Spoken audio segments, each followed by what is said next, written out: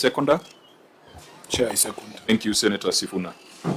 Next, we will do a quick round of introductions for record purposes. We'll start with the members of the Senate. I could start with Daktari to my left. Thank you, Chair. My name is Gov.Natembeya, Senator for Samburu County, member of this committee. Senator Maruma, Senator representing Taita Taveta, Vice Chair to this committee. Governor and your team, it's good to see you. My name is Sifuna, Senator Nairobi. I'm a member of this committee. Thank you, Chair, members, Governor and your team. My name is Enoch Wambua, Senator Gitui County, a member of this committee. Senator Alan Chesang, Senator Trans Nzoia County, a friend to this committee. Through the chair, Cherargei Kiprotich is my name, Senator of the Republic of Kenya, representing the great people of Nandi County, a member of this committee. Thank you, Honorable Senators. My name is Moses Otieno Kajwang, Senator from Homa Bay. I chair the committee. We have a team of clerks supporting us. Please go on record. Thank you, Chair. My name is Kibet Kevin, Committee Clerk. With your permission, kindly allow other members of the Secretariat to introduce themselves. Good morning, members. Osman here, Research. Good morning, Chair members. Malcolm Gogi, Legal Counsel. Good morning. My name is Shirley Milemo, Hansard Officer. Good morning. I'm Brian Ochieng. I'm attached to the committee. Lydia Kagumba, Protocol. Good morning, Chair. John Chege, Sergeant at Arms. That's all from us, Chair. Thank you. Thank you. You're welcome. OAG. Good morning, Chair and members. I'm Muriuki Patrick, the liaison officer from the Office of the Auditor General. Chair, we have a team from Kitale Regional Office. This team audits Trans Nzoia, West Pokot, and Turkana, but today they're here for Trans Nzoia. With their permission, Chair, they can come on record. Thank you, Chair. I'm Dr. Charles Mutahi, the Director of Audit in charge of the Kitale region and essentially Trans Nzoia County. Thank you. Thank you, Chair. I'm Banan Maina, Deputy Director, Kitale Region Office. Thank you. That's all, Chairman. Ribu OAG, National Treasury. Thank you, Honorable Chair, Honorable Senators, Your Excellency the Governor of Trans Nzoia. My name is Reverend CPA Kimari Kwiriga from the National Treasury Liaison Office. Karibu, from Controller Budget. Thank you, Chair. My name is Gilbert Gachanja from the Office of Control of Budget, a liaison officer attached to this committee. Thank you. You're welcome. And finally, EACC. Thank you, Chair and honorable members. Patricia Chebet from the Ethics and Anti-Corruption Commission, liaison officer attached to this committee. Karibu. Clerk, did we invite the County Assembly of Trans Nzoia? Yes, Chair, we did. However, I couldn't reach the chairperson of the committee earlier on this morning. Okay. Is there any member from the County Assembly of Trans Nzoia? If there is none, we'll go straight to the executive. Governor Trans Nzoia, please go on record.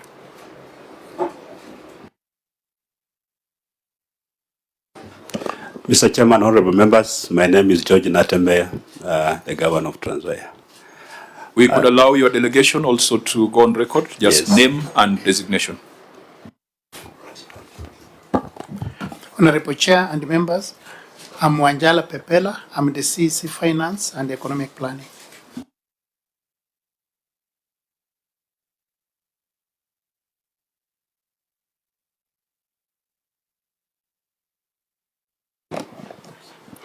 Honorable Chair, members, I'm Masungo Emmanuel, Chief Officer Finance. Honorable Chair and members, I'm Bernard Madegwa, Head of Treasury. Honorable Chair, my name is David Musundi, Public Communications Officer. My name is Yalo Felix, Director Communication. Honorable Chair, members, my name is Collins Wana, Chief Protocol Officer, Trans Nzoia County. Thank you, Chair. My name is Dr. Simiyu Judith, the County Chief Officer for Health Services and Sanitation. Thank you. Honorable Chair, my name is Ibrahim Chisaka. Acting Director of Revenue. Honorable Chair, my name is Patrick Osoro, Chief Officer, Agriculture and Irrigation. Thank you. Thank you, Honorable Chair. My name is Philip Captain, County Chief Officer, the Department Public Service Management. My name is Walioli Waboba, the County Attorney. Honorable Chair and members, my name is Rufosa Mary, County Secretary. Tima Omar, Chief Administrative Officer in the Office of the Governor. Honorable Chair and members, my name is Hatundi Fanis Naliaka, CC in charge of agriculture. Thank you. Chanel Kitoni, CEC in charge of Public Works, Roads, Energy, Infrastructure and Transport. Honorable Chair and honorable members, my name is Patrick Gasheru, CC Trade and Industrialization. Thank you. Honorable Chair, I am Etienne Kennedy, Chief Officer Education and Vocational Training. Honorable Chair and members, my name is Jendros Nasimeo Mutama, the CEC Education and Vocational Training. Honorable Chair and members, my name is CPA Andrew Wepuhulu, the Head of Internal Audit. Honorable Chair and members, my name is Peter Omonye Ijaka, the Acting Director, Early Childhood Education.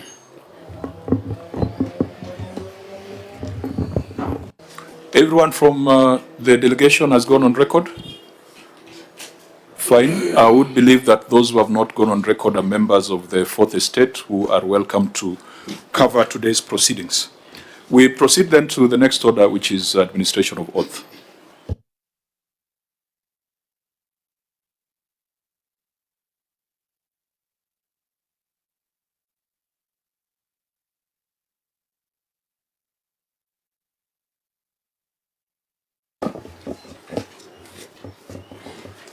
I, Gov.Natembeya, do solemnly swear that the evidence that I shall give before this committee in respect of the matters before the committee shall be the truth, the whole truth, and nothing but the truth. So help me God.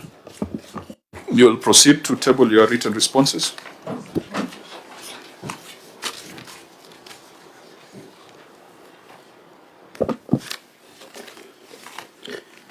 Mr. Chairman, I hereby table the following documents before the committee. Management responses and accompanying annexures for the report of the County Public Accounts Committee on the report of the Auditor General on audited financial statements for the County Executive of Trans Nzoia County for the financial year 2023-2024, and management responses and accompanying annexures on the report of the Auditor General on the receiver of revenue for the County Executive of Trans Nzoia County for the financial year 2023-2024. Auditor General, have you reviewed, interacted with those reports, and are you ready to guide us today? Thank you, Chair. Yes, I do confirm that we received the responses from for both the County Executive and the ROR earlier in August, I think 24th of August, when we were scheduled to meet, and they resent the same a week or so ago. So, yes, we have reviewed them. We have interacted with the reports, and we have also given the briefs to this committee. Thank you, Chair. Clerk of the Senate. Thank you, Chair. Yes, I can confirm we received the responses in time as prescribed by the letter asking the County Executive to appear earlier on in August. Thank you. Okay. I'm informed that you submitted fewer copies of the annexures than was required. Initially, what was the requirement? 15 copies each. And how many copies have we received? 8. 8 copies. Now, you notice that we are 9 members, plus the friend of the committee. Those are 10 members, plus the other stakeholders. And that is why the count comes to 15. Now, I don't want to waste a lot of time on this point, because the House is sitting at 2:30. so we don't have luxury of time. What I'm going to direct is, notwithstanding that non-compliance, we will attempt to proceed on the basis of the annexures that we have. If we get to a point where we cannot make progress because due to shortage of documentation, we shall take a view at that point, so that we don't spend too much time on this point. Honorable members, do we agree? It is not our usual stance. If we said 15 copies, it should be 15 copies. But because we want to deal with the substantive issues, I want to request that we attempt to proceed. If we hit a snag due to shortage of documentation, then we take a view at that point. Agreed? Chair, I think that Chair, maybe, sorry. Yes, Senator Wabua. Chair, under the circumstances, I think we can attempt to proceed. If it becomes impossible for us to move, then we just have to stop. Because I don't understand, Chair, where there is only one annex that is supposed to go around all the senators for a query. So if we get to a point where we cannot proceed, then we just can't proceed. Senator Cheraki? Chair, maybe two things. One, maybe our communication, the governor should clarify on what was communicated to him. Maybe they didn't specify on a number of copies, or was it indicated in the letter? So governor should clarify. Chair, I agree that what is important is for us to proceed. But should we find it challenging? Because, Chair, I remember last week with one of the clients or entity that appeared, we were sharing financial statements, all of us. Even the county government then last week had not come with their own financial statements. So, Chair, I think the governor should clarify whether our communication indicated the number of copies that was supposed to supply to your committee. And number two, I hope that they are able to have all the documentation just in case we have to proceed, because we must proceed, Chair, because to use the efficiency. Because at the end of the day, the people of Trans Nzoia must get value for the money that we normally send to Mashinani. And then finally, Chair, just on preliminary observation, Governor, I thought Trans Nzoia, through the Chair, is kenyandogo. I have not heard some names from that region, yet it should be representative, Chair. Let me guide that on preliminary, because this is a matter we have dealt with for a long time. What constitutes a preliminary observation? Yes. Now, on the preliminary matter of documentation, the last time the governor appeared before us on 17th of June 2025, we sent him back home because of matters of documentation, delays, and the fact that the Auditor General was not ready. Governor, it cannot be that after that experience, we would still come here and spend even 1 minute on issues of documentation.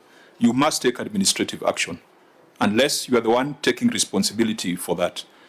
I think it's not a matter that we should even waste time debating, because last time you came to Nairobi, went back to Trans Nzoia without doing business, simply because of documentation.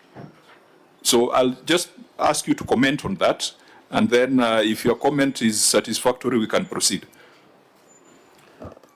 Mr. Chairman, the communication came in good time. Of course, it required us to provide 15 copies to this committee. But the information I'm getting from my people here is that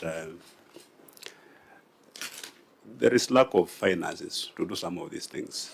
You know, we are just starting the financial year, and the budget has already started running. And out there, you cannot do things on credit nowadays. So majorly that's the reason why we're not able to get all the copies required. Governor, your response is going to cause us problems and an unnecessary debate. I'm just being truthful. Yes, you can be truthful, but what we expect from you is if the Senate on 27th of June, on 17th of June, took a view when it came to procedural issues, we shouldn't come back to Nairobi and spend time on procedural issues, particularly documentation. Initially, your team produced 5 copies. Then they miraculously produced another 3 copies. I mean, it's a joke. Stop shielding your staff from obvious inefficiencies. Because I thought I was going to make this matter very easy so that we proceed. But when you start giving some of those stories, I think we need to take these proceedings more seriously. There could be a very serious challenge there in Trans Nzoia that we are not able to run copies. This is like 2 reams of paper. We are just saying really seven more of this. If you did 8, doing 7 more of this. So because Governor, for us as a Senate, we are under the impression that counties have been properly resourced and financed. We have passed the Division of Revenue. We have passed CARA. What is the just explain the challenge kidogo, because I'm honestly also quite surprised that Trans Nzoia is basically running on fumes. There's no money to run copies. Mr. Chairman, there is no money. We all received 1 disbursement for July. July? Yes. There is no money. I know we run these copies in Nairobi, not in Trans Nzoia. Who is going to do this on credit? So when I say there is no money, I'm just being truthful. I'm not giving excuses. It's just the truth. You want to run 15, you have got money for 8. Governor, what do you do? It is 1 minute to midday. We are not going to waste time on this matter. I've given the directive that we shall proceed, and if we get to a point where the inadequacy of copies handicaps us, we'll terminate these proceedings. But the direction we are taking is a direction where we'll start arguing over whether money is in the county, whether the governor is not doing what the Senate requires, and it will automatically result in a termination. We are interested in dealing with the substantive issues raised by the Auditor General in Trans Nzoia. So, honorable members, let's keep that. The conversation around exchequer releases is part of the substantive issues. We shall discuss them when we get to them. So with that, could we go straight to the report of the Auditor General, starting with the report of the receiver of revenue? We have been given a brief by the Auditor General, so we'll go straight to the issues that still remain unresolved. Governor, is your receiver of revenue in the room? Yes, Chairman. Okay, just for identification purposes, who is the receiver of revenue? Okay, so you are the one who prepared the ROR statement. Fine, so Auditor General, let's go to the report on receiver of revenue. And let's start with your observation under budgetary control and performance. Read it out, and then we will look at the governor's response.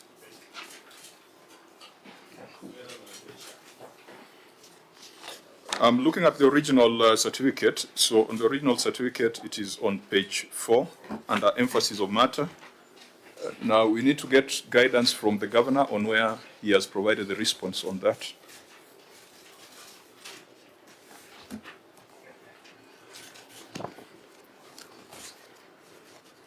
Have you, Governor, are we with you on the same page on the issue? In the receiver of revenue report, there are, under the basis for qualified opinion, there are 7 issues, and then after the 7th issue, there is emphasis of matter that talks about budgetary control and performance. I think, OAG, once you read it out, I'm sure the governor will be able to relate to it. Thank you, Chair. My colleague will read through it. Thank you, Chair. Budgetary control and performance.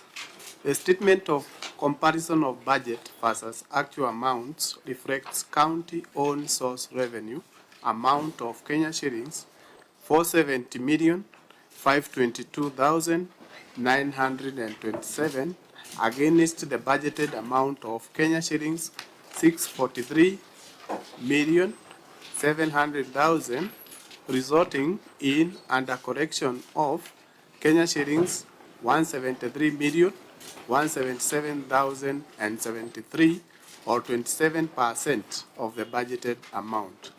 Further, the revenue corrections reduced by Kenya shillings 22,783,932 from Kenya shillings 493,306,000 Kenya shillings collected in the year ended 30th June 2023.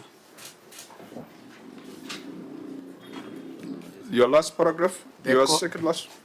The continued under collection of local revenue affects negatively the execution of planned programs and activities and therefore results in poor or non-delivery of services to the public.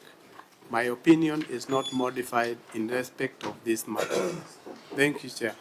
Okay, so Governor, whereas we had given recommendations on the report on the executive, for the receiver of revenue, we just agreed with the Auditor General.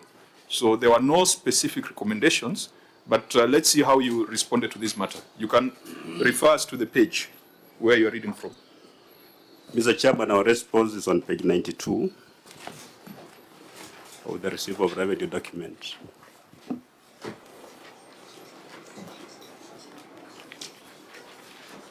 Okay, members, and that's why we needed to ensure we have adequate copies. You may proceed. Management response. The management acknowledges and confirms that indeed there was 27% shortfall in revenue collection. It was a result of change of revenue collection system during the year.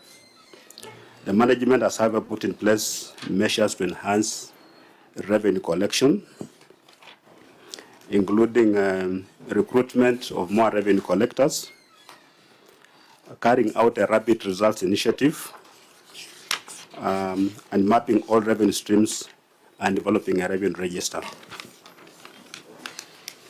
Now, honorable members and clerks, make sure members have access to the ROR statement. Parliamentary Budget Office. What is the on-source revenue potential for Trans Nzoia County?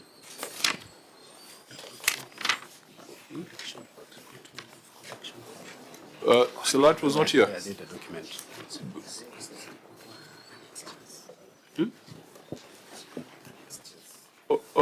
Now, OAG, you had some information on this. What is the OSR potential for Trans Nzoia? The potential recorded by CRA, it's 4.7 billion, which includes an amount of 1.2 billion for the hospitals. So in effect, it's 3.5 billion. However, the information I have is that this figure has been appealed and has been settled at 2 billion following consultations with the county executive. Thank you, Chair. Okay, so members, you can have that figure in mind. Maybe we could adopt the 2 billion as being more realistic. But just a look at the statement of receipts and disbursements under the ROR statement. Governor, your revenues dropped by 20 million. And the explanation is that there was a change in system. While the system was being changed, revenue was not being collected. There was a bit of challenges because the change of from one system to the other was not smooth. The previous guy actually left with all the data, so we were forced to start from scratch, even in terms of mapping revenue streams. Of course, when you have that kind of situation, there could also be revenue leakages along the way before you stabilize. That's the major reason why we went low, but we have since picked. So if you look at, and I hope your receiver of revenue has given you a copy of the statement of receipts and disbursements for the year ended 30th June 2024. I think let's just have a look at that schedule and ask ourselves whether there is a bigger problem that we need to deal with. I don't know whether you have it. In the ROR statement, I don't think it's reproduced in the governor's report. So clerks, if you don't have a hard copy, please circulate it even in soft copy so that members can follow. So Governor, let's look at the first row on cess. The previous year you collected 44 million. And then the following year you collected 11 million. A difference of 33 million. Yes. How do you explain that using a system? If you go to single business permit, you collected 70 million, and then the year under review, 64 million. A difference of 6 million, which then indicates that businesses shut down in Trans Nzoia. How is that explained by change of system? You go down, even parking fees from 63 million to 49 million. Market fees from 17 million to 13 million. Advertising from 17 million to 5 million. Conservancy administration from 5 million to 1 million. Physical planning and development from 4 million to 3 million. You know, it's a long, long list of variation. At the end of it all, the aggregate variation is 20 million. How is this explained? Simply that you changed a system. People were collecting money and pocketing. This is symptomatic of theft. Unless, members, you are seeing the link between this and a change of system.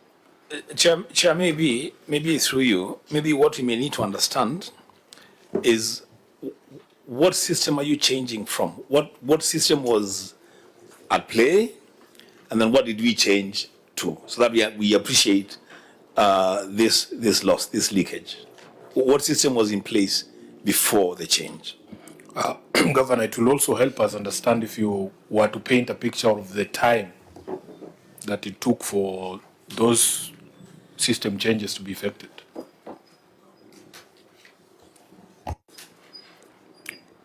Governor?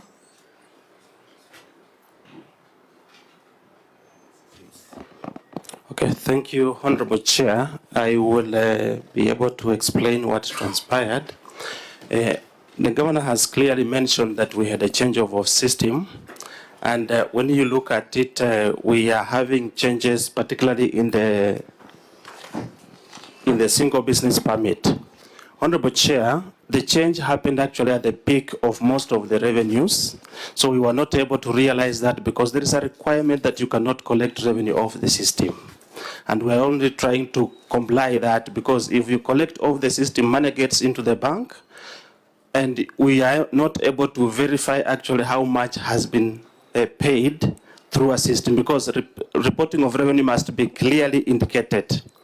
Then another reason as to why we had that challenge is that the revenue register or data had been withheld by the previous system operators, which was called ZZ.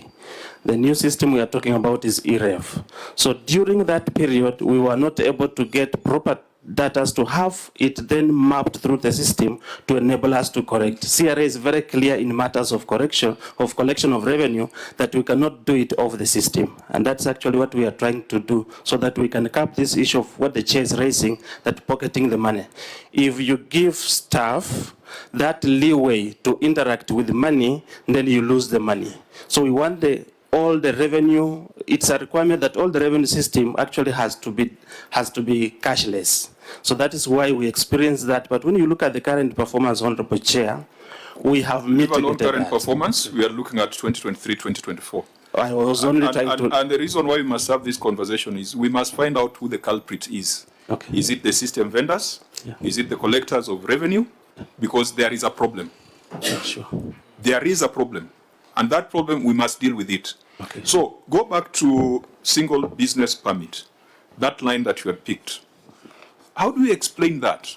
And please, whereas the guidelines by CRA on automation remains a prudential guideline, we still have counties that are collecting manually. So you cannot say that you are either collecting automatically or not collecting at all.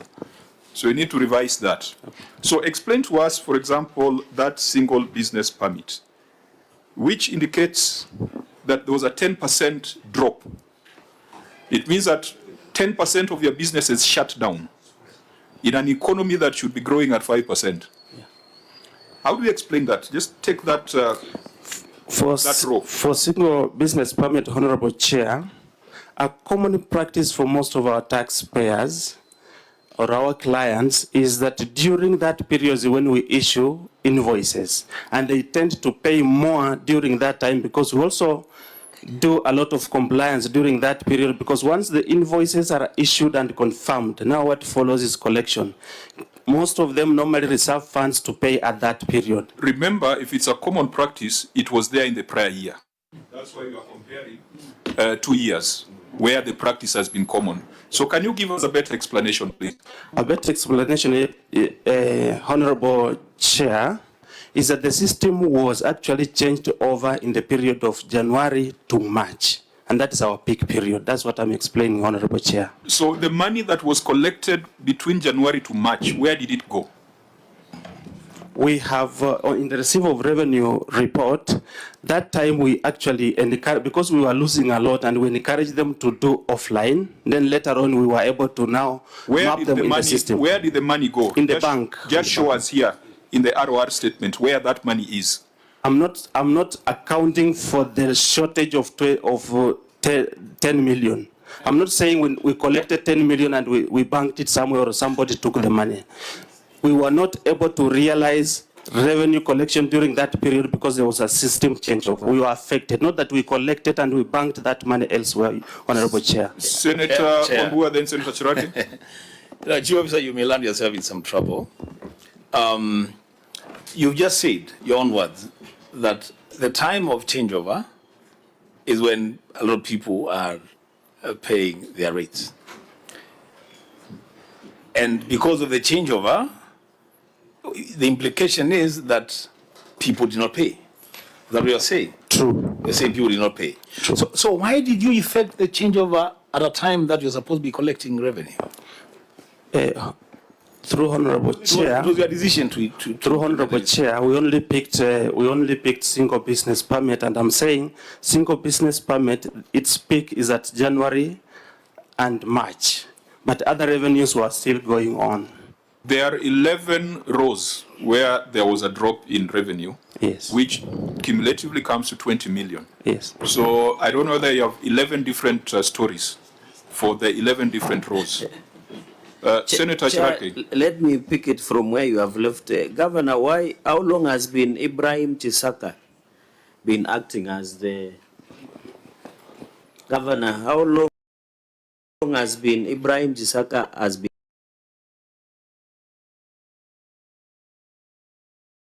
acting director of receiver of revenue? Number one. Number two, Chair, let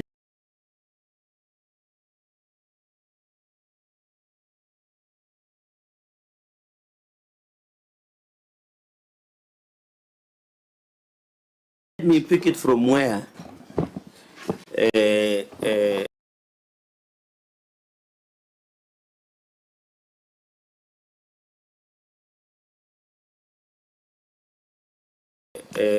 where the chief officer left, because it looks like the previous system was more effective than they want to change of. Because if you look even at parking fees,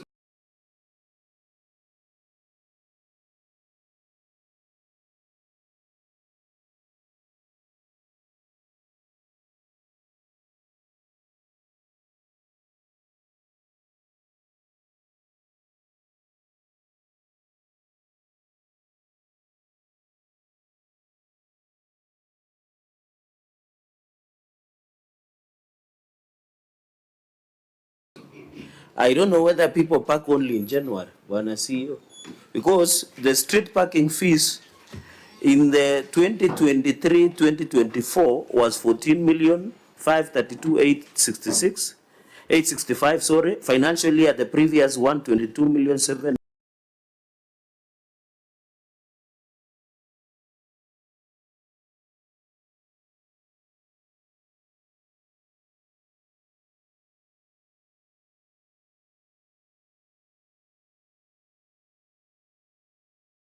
$729,785. So, Chair, if you look at the entire parking fees, there was a drop of close to 14 million. He has argued that his single business permit was a drop because people take business permits in January. But on parking fees, the fall is from of almost 14 million. So, Chair, we need to know, was the intention of changing, looking at the revenue rose cumulatively to 20 million, it looks like the intention was to collect less, or was being collected and somebody was pocketing the money. And finally, Chair, on this receipt, how much were you paying? Either through maintenance of revenue, do you own it, or is there a vendor left with all the data? Was there no agreement between the county government and the vendor that left? Because I thought those, and it is good you have one of the advocates here who was my classmate, Chair. He said that the data left with the previous vendor. I thought there was an agreement. So how did he live without proper handing over of the data to the county government? Can he highlight something on that? Yeah, because if that is established, then we also have the power under the Public Audit Act to recommend debarment of a service provider who is complicit in it's your collectors or whether it's a systemic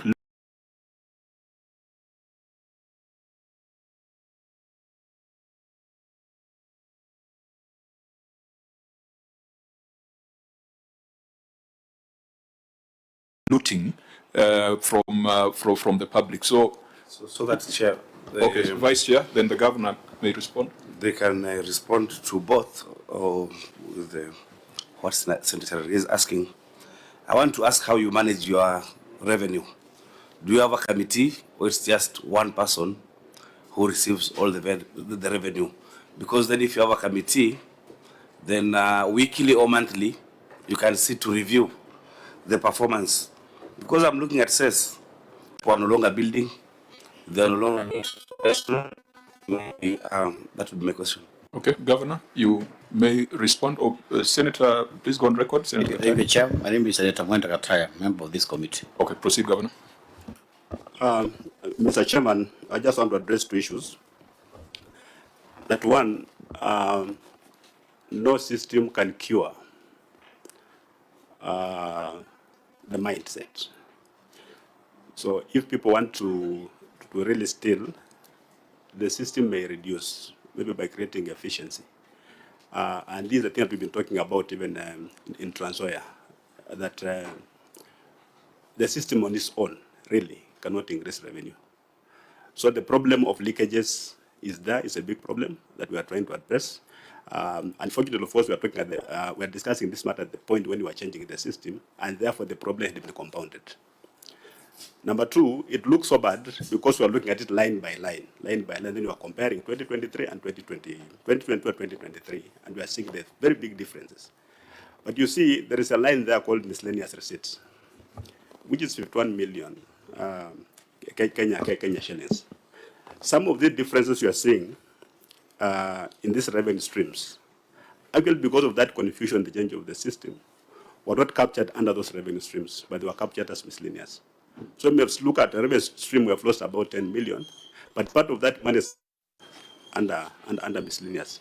Actually, if you remove miscellaneous, it becomes a very, very sorry state. But this money was somehow collected. There was an element of misclassification of the revenue, the revenue source. As I said at the beginning, we did not have a cordial parting of ways with Zizi. And I can see here we don't want to discuss what has happened subsequently, because yes, indeed, the change affected revenue collection.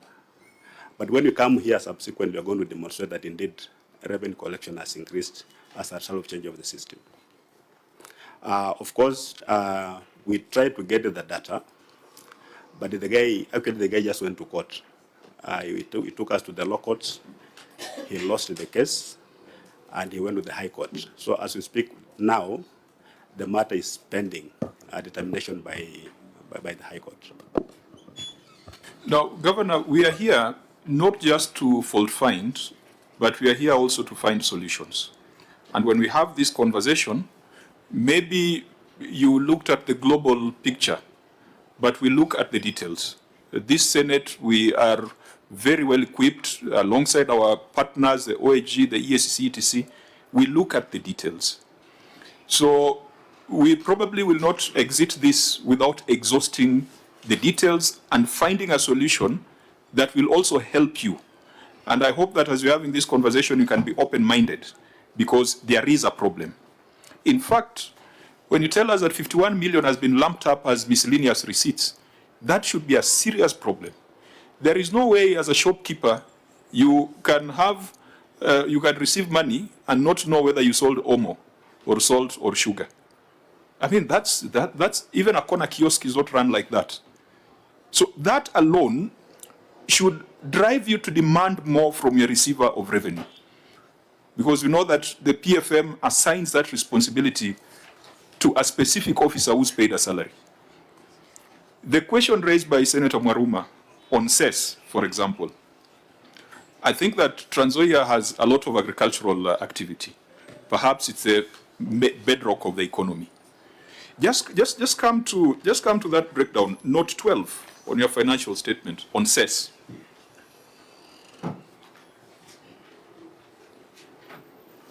Where cess dropped from 44 million to 11 million. Does it mean that during this transition, because I don't know at what point cess is collected, is it on the road? Is it at the farm gate? Is it at the market? On the road. So does it mean during this transition of system, even the ropes that are put on the roads were pulled out?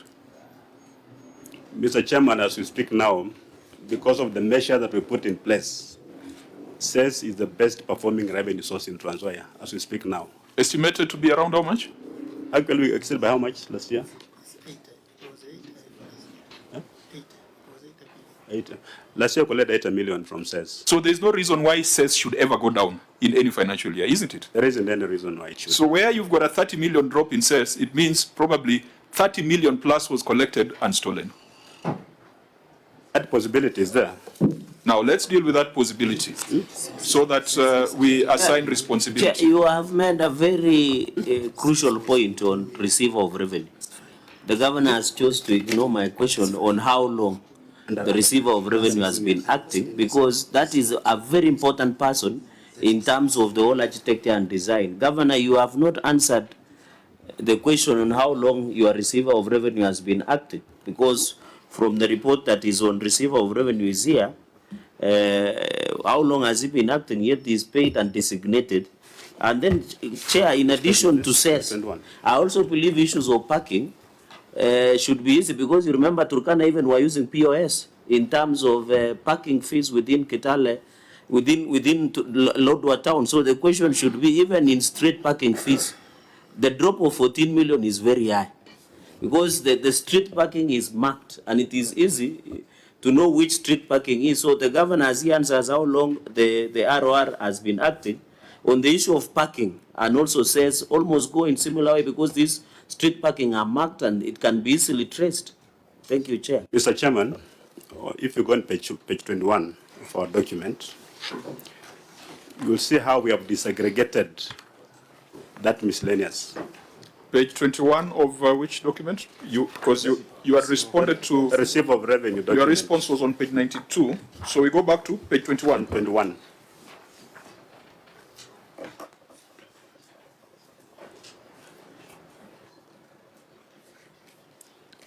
Of the 15 million under miscellaneous,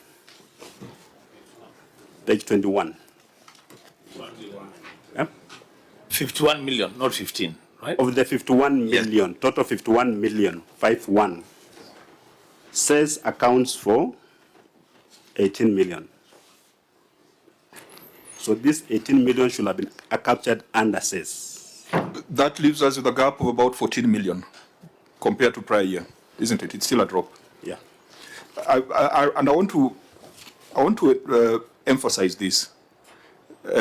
You don't need to be defensive on this unless you are an accomplice. Allow us to have this conversation so that your staff, your receiver of revenue, can understand the consequence of professional negligence or the consequence of doing things against the act. And I think that's why Senator Cherargei is turning the heat on the ROR, the receiver of revenue. They have a responsibility under the PFM And I think that if we just do a slap on the wrist on this thing and say that things have improved in subsequent years, there appears to be 20 million that has been stolen from the people of Trans Nzoia. Let's have this conversation so that we know where EACC should go. Whether they should go after the system vendors, whether they should go after the ROR, or whether they should go after the CEO. I think, Governor, you have agreed there is a problem. You have agreed there's a possibility of loss of funds if you look at these movements. Perhaps in the subsequent year we'll see an improvement. But that does not excuse this financial year. Senator Ombwa. Governor, on that page 21, I'm looking at miscellaneous receipt from slaughterhouse. 38,000. And I'm wondering, is it that the people of Trans Nzoia don't consume meat, or most of them are SDS? I don't know.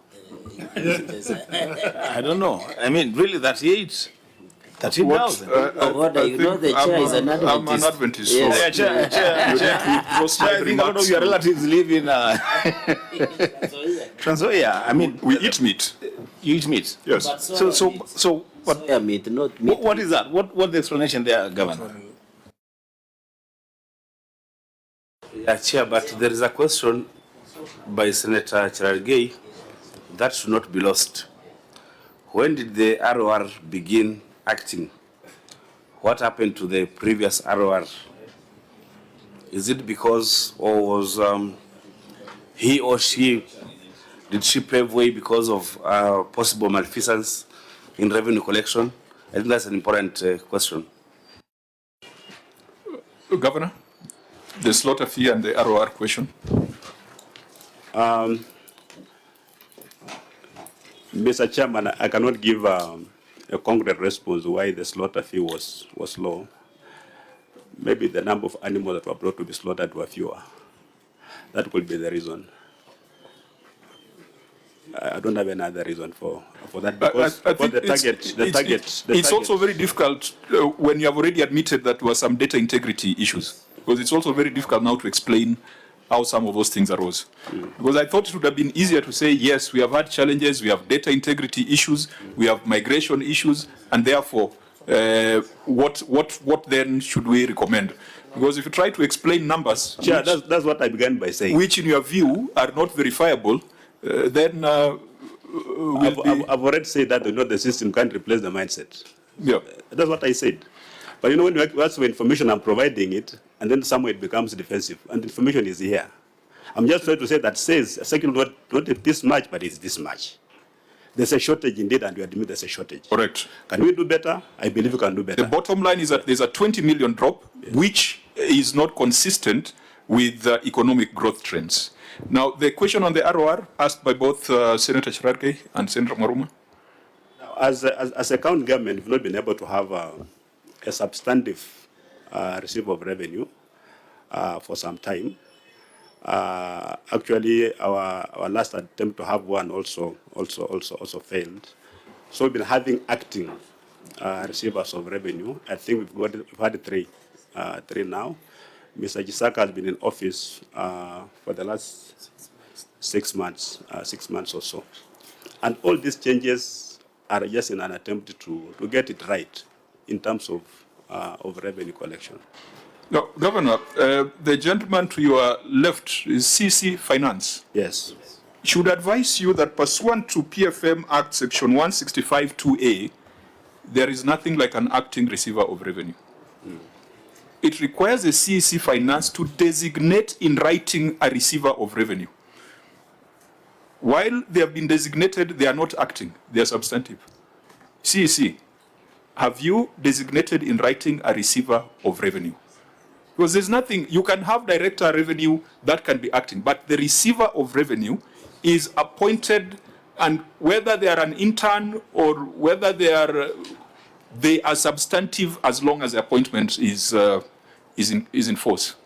This is a responsibility of CEC Finance pursuant to Section 165(2)A of the PFM Act. Thank you, Honorable Chair. I have designated him as the receiver of revenue, but the acting director of revenue. But so there's nothing like acting receiver of revenue. They can be acting director of revenue, but as long as the designation lasts, they're substantive. And they take responsibility for any material non-disclosure or any shortfalls in the receiver of revenue statements. So now, members, we probably need to proceed because I think Governor has admitted that there's a problem, even though there is attributes it perhaps to a cost that we do not agree with. But if you look at even the performance, OSR potential of 2 billion, and you are effectively just collecting 261 million because 209 is from hospitals, NHIF rebates and facility fees. We have sat here, 261 million is perhaps equivalent to what Turkana collects. We were with Turkana last week.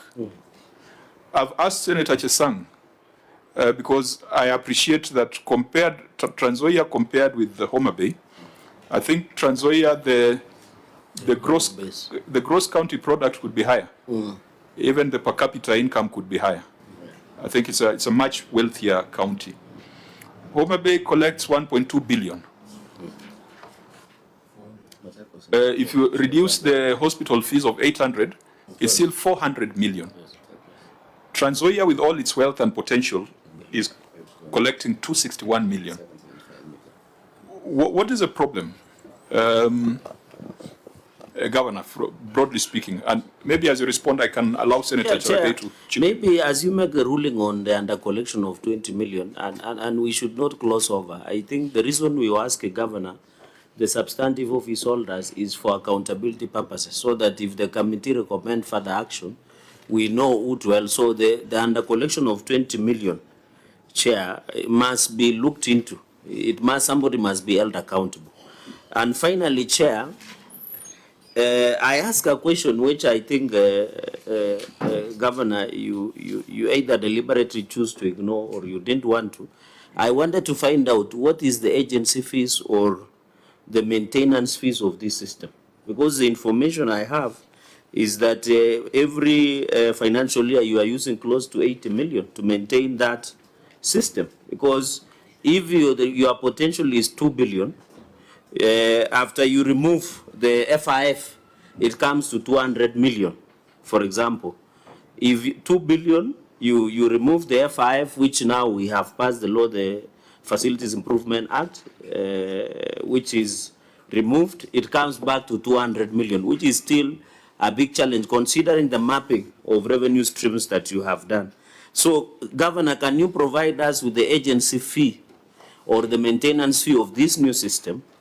And secondly, now that you have cast, Chair, that will be my third question. Now that you say you did, there was no amicable resolution with the former collector of revenue in Trans Nzoia, what measures have you put in place? For example, do you own the domain of the collection? Do you own the system now? So that if that system takes off, Chair, does it mean also Trans Nzoia will continue losing data on revenue mapping streams and even other data important issues? Because under Data Protection Act, it is very important that the client is aware.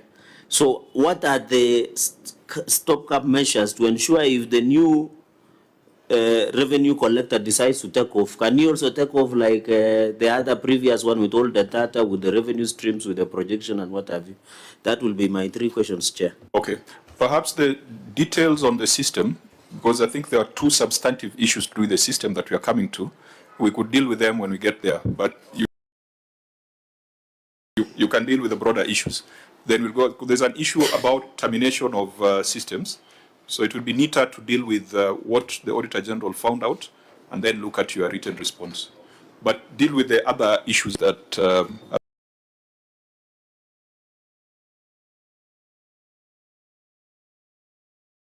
have been raised. Basically, the system is Mr. Chairman, the current system is owned by the county government of Trans Nzoia. It was procured at 26 million shillings with an annual maintenance fee of 7.3 million for 3 years. So after 3 years, we shall own the system fully. So the challenge with this system, I don't know where we are getting the 80 million. Those figures are strange to me. Because what we have is 26 million cost of the system, 7.3 million annual maintenance of the system. There was a question as to the lack of ambition, where you are effectively collecting 261 million versus a target of 2 billion. Mr. Chairman, we've not shared with the CRA the formula they used to come up with the 4 billion, 2 billion. I don't think if the total wealth of Trans Nzoia now is 4 billion shillings. That's a lot of money. 4 billion? No, I think the auditor tells us that it has been revised downwards to 2 billion, which sounds reasonable. Have you done your own mapping? I don't think so. I don't think. My understanding was that the 2 billion was a negotiated position. Was it not? That the CRA had proposed 4 point something, then it was contested, and then stepped down to 2 billion. Chairman, personally, I've not engaged in any negotiation with CRA over this figure. But as a CEO of the entity, what is your on-source revenue? What's your estimated on-source revenue potential? Because that is something that your receiver of revenue should have at hand. It should guide your budgeting. It should guide your, driven by your finance bill. Mr. Chairman, the receiver of revenue has not told us how they arrived at 4 billion shillings. Because I'm looking at my account, where am I going to get 2 billion shillings? The receiver of revenue is your appointee. Leave alone the CRA. I'm now asking, in your own assessment, what is your OSR potential? We can forget about the CRA for a minute. Yeah, my potential from what I've been telling my team is that we look at how much the county council of Trans Nzoia was collecting before the advent of devolution, and how much the Kitale municipality was collecting, and in total it was about 800 million with the fewer revenue streams. So that was such as a baseline for us, that to know, can we meet what we were collecting before devolution? That's 800 million. We can put a markup, maybe 400 million. That will give us about 1.2 billion. It's reasonable, can be explained. But this other one of 4 billion really is just big. So even if you are to use the 800 million, the fact is you're collecting just about a quarter of what the defunct authorities were collecting. True. Isn't that a cause for concern? Major cause. So I think we now need to understand some of the measures being taken. Chair Makiu, this is 15 years down the line. When the economy has grown. When the municipalities were collecting 800 and you are collecting a quarter. So it means there is a bigger problem. And I thought the governor, you said you have mapped more revenue streams, which are much more than other municipalities. So where is the challenge? And I remember when we went through ICT committee, and Governor, at that point you told us that some officers had been fired because they have been pocketing revenue. Is it still the position?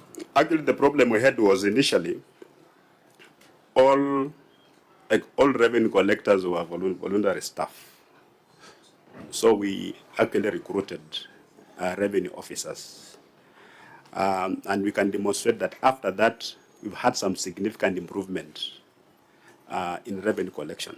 But as I admitted, and my team here knows, that we have the problem with the mindset, where people still cut corners. That because I believe there's no revenue officer who can know that you have not paid revenue and let you go. They can't. So they really know we're supposed to pay and pay what. But it's some kind of unholy, alliances out there. It's an internal problem that we're really trying to sort out. Is bearing fruits, not as fast maybe as we want, but when you look at our revenue growth for the last 2 years, there's a bit of improvement. Of course, I'll be happy if I beat the target of Trans Nzoia County Council, which had fewer revenue streams and they were collecting about 800 million. And of course, at that time, when they reached that record of 800 million, even councillors at that time participated in revenue collection. They went out and tried to participate. So it's a matter of sealing loopholes in the revenue collection department, where we have got officers. Actually, even people fight to be deployed to revenue, including enforcement officers. They'll rather go to revenue than go to the hospital. So that should tell you something. Like when all policemen want to become traffic policemen, the motivation is quite obvious. So these are the things, if this committee has a solution, I'll gladly bring it on board. How do we seal loopholes in terms of leakage of revenue? Because that's where the problem is, nowhere else. Chair. Senator Wambua? Chair, let's have a candid conversation because the governor is being candid. Governor, you're telling this committee and you're telling the people of Trans Nzoia that there is somebody sabotaging revenue collection in Trans Nzoia County. Is that what you're saying? That there is sabotage of revenue collection in Trans Nzoia County? Governor? I wouldn't call it sabotage. I'll just call it maybe theft. Yeah. I think that seems to be it, and that's where we now need to. We have done the diagnosis. It is our job to do the prescription as a Senate. Chair, maybe, Senator, Chair, with your indulgence, even I'm looking at your financial statements on receipt of revenue. Your original target was 643,700,000. You didn't achieve that. So looking at the projection, you have said you want even to go beyond municipalities of 800 million. And I don't know, you said councillors were part of the collection, so I don't know whether your MCA should be, but that's a point of discussion.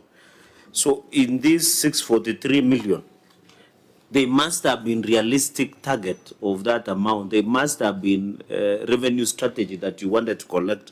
So can you say something on your original target of 643 million?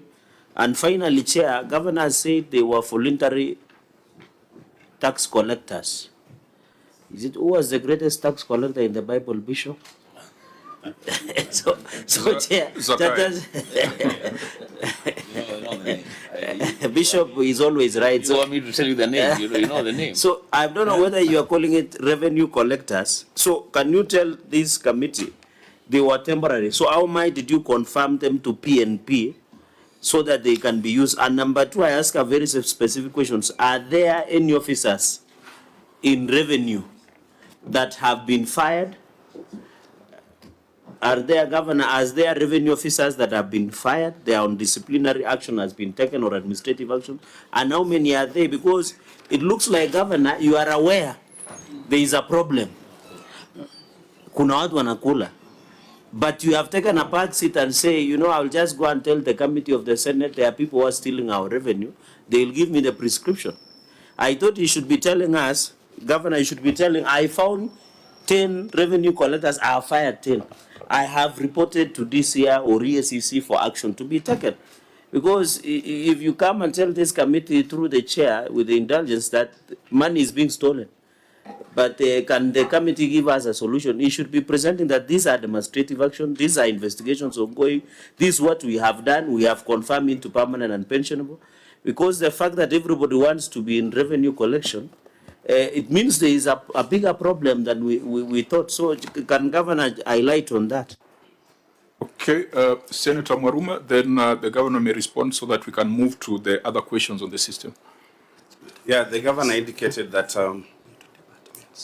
there are challenges in terms of collecting revenue from the national government. How much do you think if the national government cooperated, you would collect from the land belonging to the national government? What efforts have you undertaken to collect that revenue? Do you have any annexures or, any support to show that you've made steps towards collecting such revenue? That would be my question. Governor? Sorry, maybe Senator Chesang, so that you can consolidate the questions. Thank you, Chair. Through you, Chair, I think we have, as the chairman of ICT committee, we have been doing an inquiry, and now we have gone to, I think, more than 9 counties to do an inquiry to do with the revenue collection. And just as an example of the last 2 counties that we have gone, we have seen of course, improvement in terms of on-source revenue.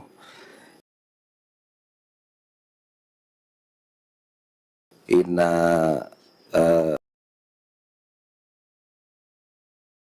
most of the counties, at least 8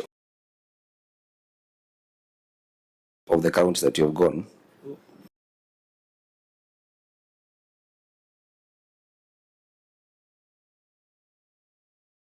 we have seen improvement.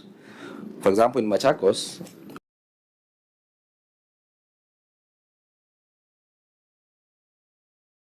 we had the same irregularities of issues with on-source revenue.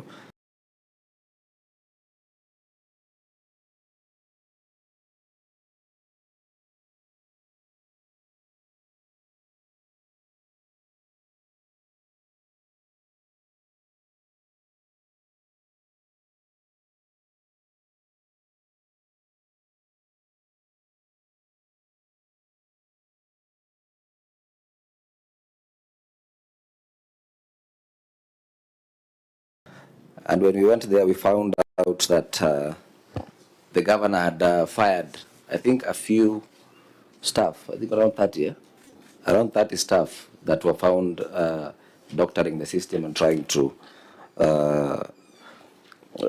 the staffs that were stealing, or maybe they were interfering in the system, the on-source revenue system. For example, Machaco, the first time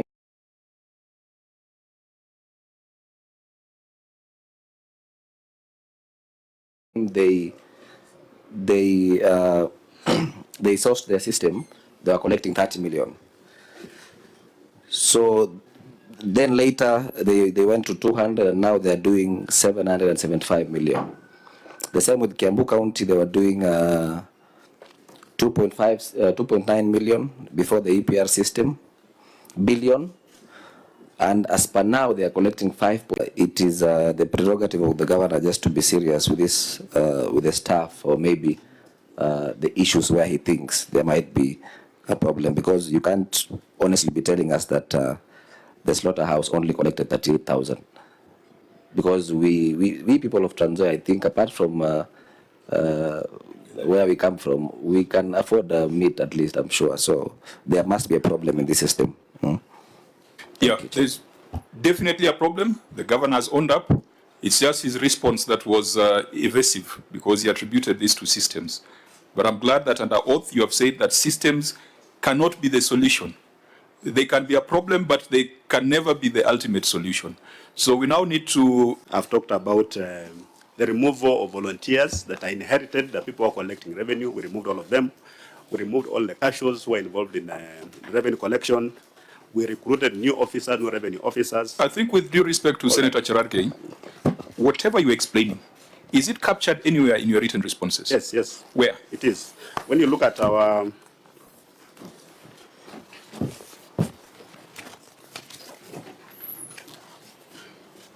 on page 15. On page? Of the executive, of the county executive. Yeah, because we have not gone there. So Senator Cherargei is right. To so please let it not be just you disagreeing with Senator Cherargei, because he also is entitled to his observation. I think just process your thoughts through the chair. And Chairman, there is no matter that has exercised my mind as the governor of Trans Nzoia and Revenue. That is the matter that gives me sleepless nights. Because I need to employ more people, the wage bill is high. To accommodate that, I need more revenue. And my officers know that. We've actually participated in all these things to ensure that we up our revenue. So really, it's not that we have not done anything. On the national government, we've got a lot of property that's owned by the national government, including Kenya Seed. The Agricultural Development Corporation has got over 40,000 acres in Trans Nzoia. We've got Kenya Railways, we've got Kefis, we've got Kalro, all those. But not all of them are paying land rates as they should. I think the only one who is most cooperative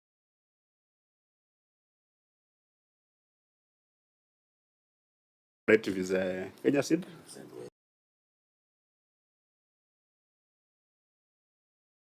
It's Kenya Seed. Kenya Seed. Kenya Seed. Railways had huge arrears. It was how much?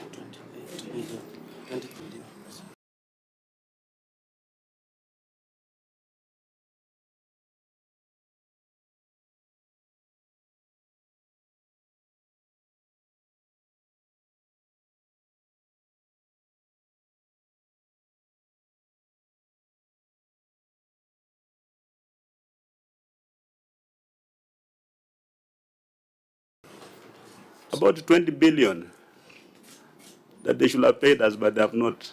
They have not paid. You know, so the national government again has contributed to some of these things. When you look at Trans Nzoia as the grain basket of Kenya, the people who produce most of this maize own less than half an acre of land. A majority of them.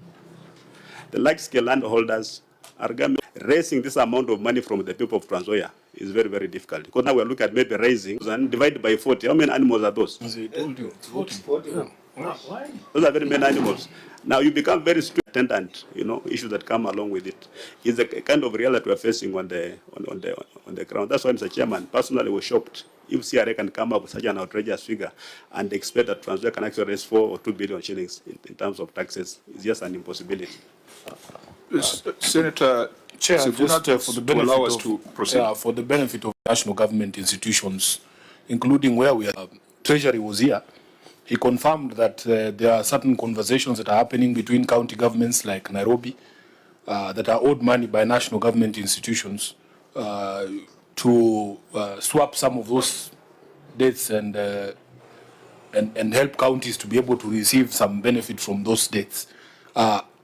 As Trans Nzoia, have you had conversations with the national government or the national treasury on this specific issue of the national government entities that are not paying what is due to the county? We have been engaging with the respective departments and state organs, parastatals, on case-by-case basis. And as I've said, so far, Kenya Seed has been paying. I think last financial year they gave us about 20 million in terms of rates. Kenya Railways have been paying, but they've not been able to settle the arrears. Yeah, because the Kenya Railways have got almost 50 acres of land right in the middle of Kitale town. We thought we could swap that debt with that land so they can use to develop the town, but they're not reluctant to have that. They're reluctant to have that kind of conversation. Chair, just to conclude on that matter, Governor, and I know this may be a very tricky issue, on the issue of adjusting rates. Oh, but I don't know whether it is just my county or it's other counties as well. 40 bob for a cow, that could be a bit low.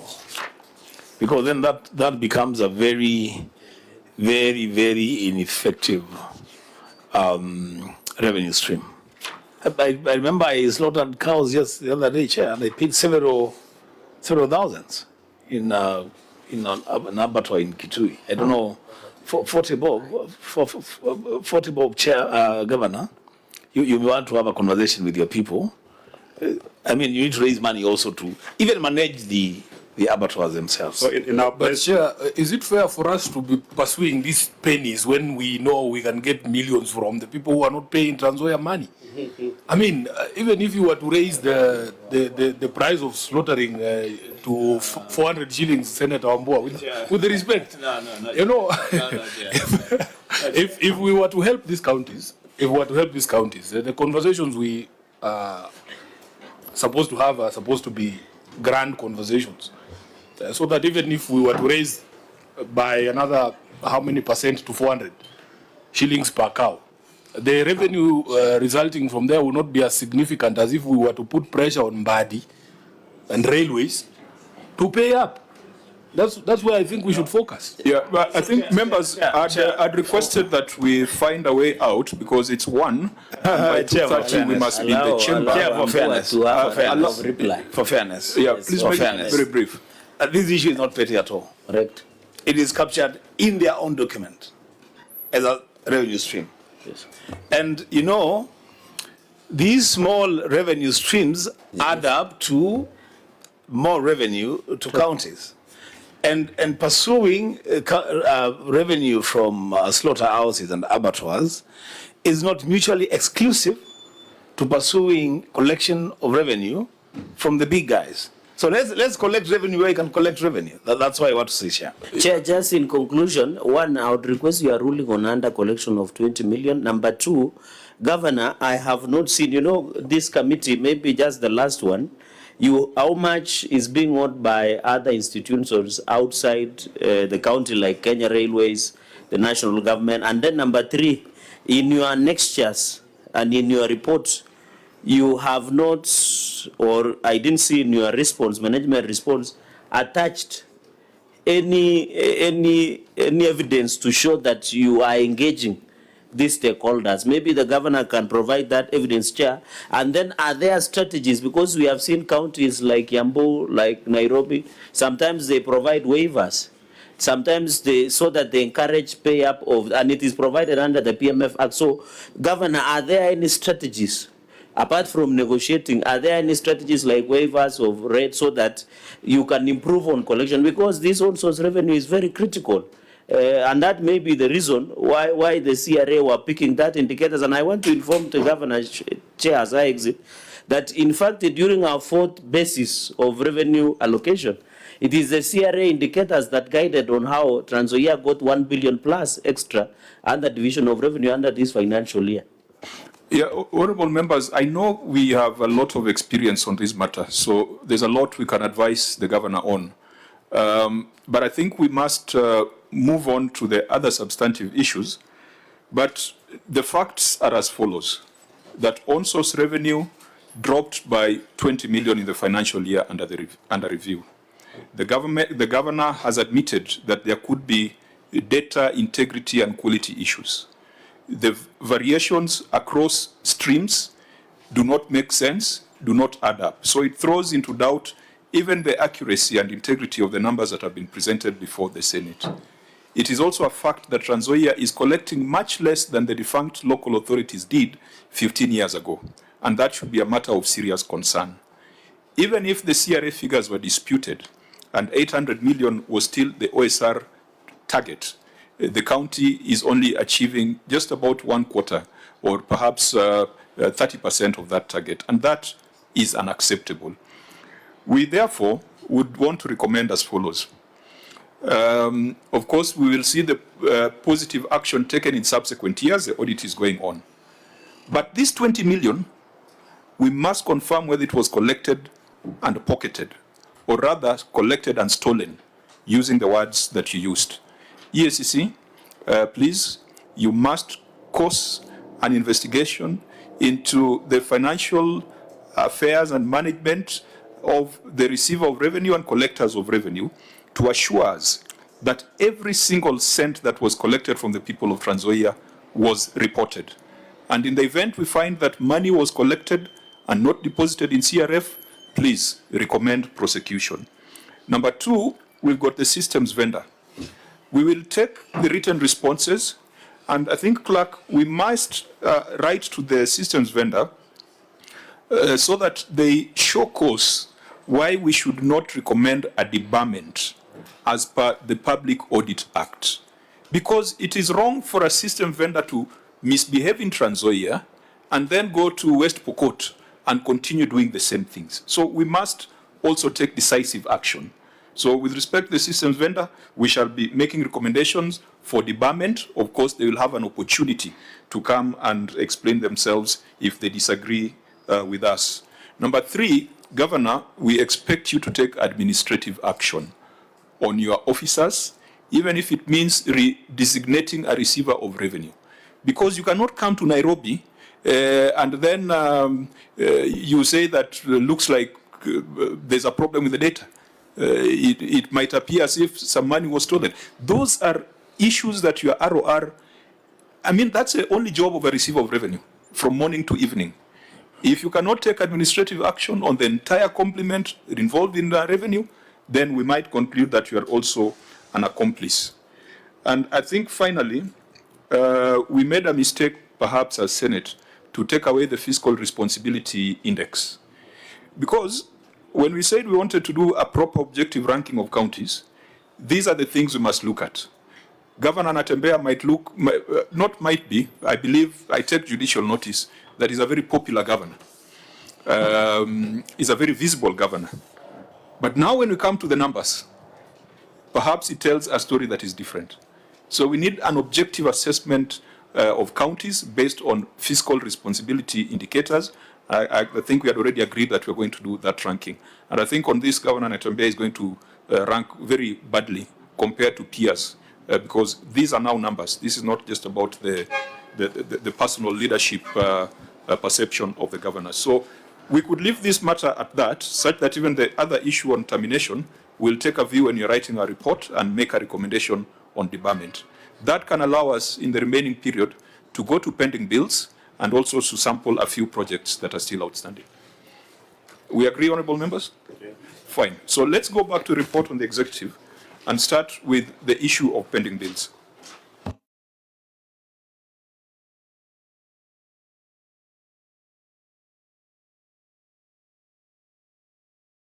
OAG, you will read your finding under pending accounts payables.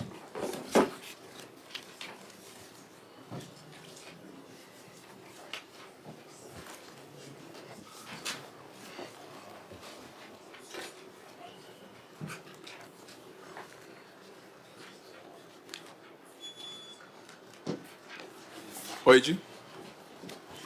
Thank you, Chair. Pending accounts payables. Note 1 under other disclosures to the financial statements reflects pending accounts payables balance of Kenya shillings 1,371,609,319, out of which Kenya shillings 641,244,901 relates to construction of buildings and civil works. Kenya shillings 507,881,305 on supply of goods and Kenya shillings 222,483,113 on services. Failure to settle bills during the year to which they relate distorts the financial statements for that year and adversely affects the provisions for the subsequent year to which they have to be charged. My opinion is not modified in respect of these matters. Thank you, Chair. Okay, Governor, the Senate had made a lengthy recommendation that arose from a resolution of the Senate on guidance on how to settle pending bills. You may now take us through your action taken so that we don't waste time rereading the Senate recommendation.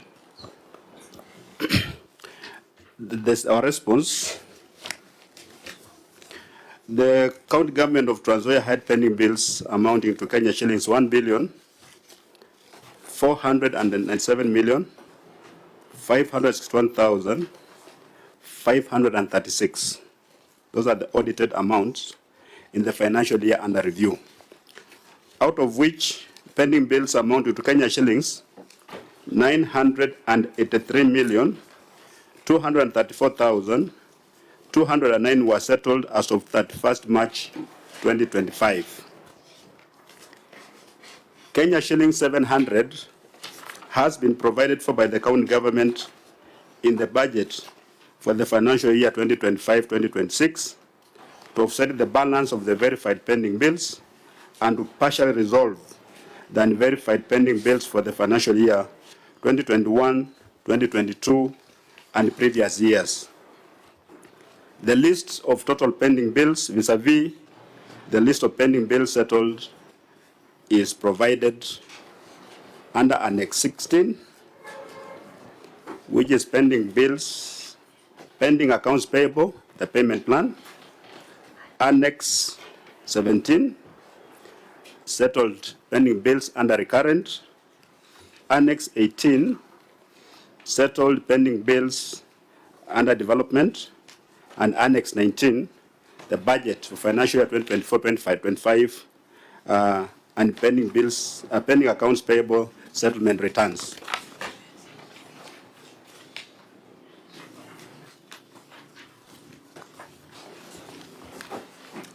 To start off, Auditor General, what number should we be dealing with? Is it 1.497 or 1.371?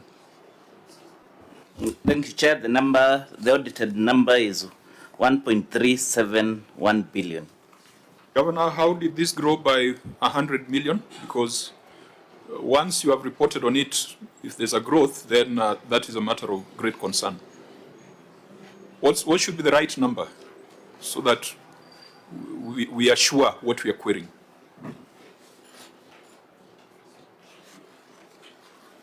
Are the persons who prepared the financial statements here? Yeah, so let's start with that to establish the base.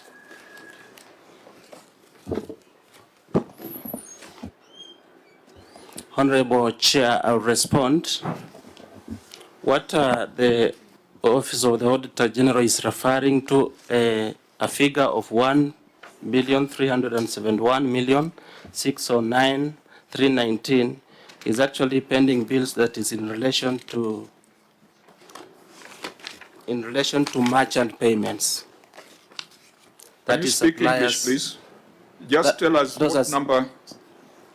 1,371,609,319 shillings. There's a gap of 125 million. Just explain. I'm coming to that. That is what we are interested in. Okay. Yeah. We also had some pending bills in relation to staff pending payables of about 16,800,000 in relation to community health promoters that had not been paid for the month ended June 2024. Then we also have amounts due to other 30-party payments. That is, we have a lab trust, we have a Lake region CBO, support to CBO, and others. So you're referring to Annex 2, 3, and 4? Yes. So 1.497 is a summation of those three annexes. That is it. OAG, that makes sense. For pending bills, the practice has been to look at merchant payments. So we would want to stick to the merchant payments or the unpaid merchant bills of 1.3 billion. The rest. OAG, that one I think you are arguing for argument's sake. Because personally, I'm extremely interested in those non-merchant pending bills. When you have 109 million of statutory contributions that are sitting in the pending bills register, that to me is a bigger risk than even the others. So I think I see what they're explaining, but I also hear you. So whether it's 1.3, those were supplies of goods and services, there is a 16 million on payment of CHPs and 109 million on statutory remittances. I think it's okay, it's not an issue. So now let's go and ask ourselves how much of that has been paid of the three category of pending bills. Honorable Chair, we have during the year under review and subsequently in the year following year we paid 983,294 or 983,294,209 shillings. So how does that relate to the merchant, the CHPs, and statutory remittances? Annex. There's an annex. Bring the annex. Because in your financial statements, all the statutory remittances were completely unpaid and remained at 109 million. Honorable Chair, on the Annex 16, 17, 18, and 19 that has been put in one booklet, we have the last page, which is a summary of what was paid. We have audited pending bills 2023-2024, including 22-23. Which page is that? Last page? The last page on that annex booklet. Annex 6, 17, 18, and 19. The last page.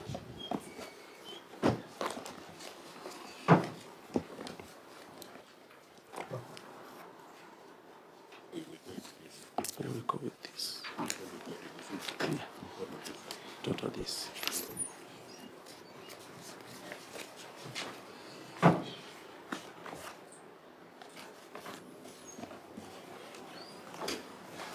Okay, proceed. Last summary page, we have pending bills in relation to merchants that was audited at 1,371,609,319. What we paid was 494,209 shillings, leaving as a balance of 405,115,110 shillings. And we have indicated as an action to be taken to be provided and settled for in the financial year 2025-2026. That's what His Excellency was referring to as a provision of 700 million to cover part of that. Did that annexure satisfy a query on the 109 million? Yeah. Where is it? 109 million is included in the second row on that summary page, where we have said other third-party payables for the year 2023, 24, and 22, 23, and 23, 24. Please just move a bit slowly, and so that we are with you. The last page, Chairman, the last page. Last page of annex? Yeah. Annex what? 16, 17, 18, and 19, the last page. That page, just hold it up, Governor. That one that looks like stained litmus paper. Oh, yes. So what do we make out of it? It's just a summary of what was paid. Segregated payment of pending bills as you asked. So maybe, Chair, as you look at it, is it possible to disaggregate the third-party payables, 22, 23, 23, 24, which read 273 million? What are these? Is it loans? Is it NHIF, SHA? What are they? You've only paid 16 million. And I would be worried if it is loans belonging to workers or employees. I would really be worried. There are quite a number of payments there through Honorable Chair. We talked of the issue of lab trust. We have some other financial support we are offering. Then we have associations and subscriptions. Officer, I think you might want to approach this from this route. You paid 16.8. Yes. Under that row. Yes. And you had 16.8 in your financial statements. Yes. For stipends for CHPs. Right, Chair. Are those two related? Yes. So that 16.8 was a stipend for CHPs. That is it, Your Chair. That leaves out, that means the 109 has not been paid. Yeah, we were not able to settle that. And 109 are statutory, are unremitted pension liabilities, subscriptions, pensions, etc., etc., statutory deductions, which are some of which are effected through the payroll. Why wouldn't you pay that? We actually recognize them as pending payables from prior years, even before August 2022. That is before the current regime. So why we provided them in the financial statements to enable us to have a basis you have for a column payment. Here for date contracted. Yes. We can see the date contracted 2023, 2023, 2022, 2023. Right. So this one you're not running away from.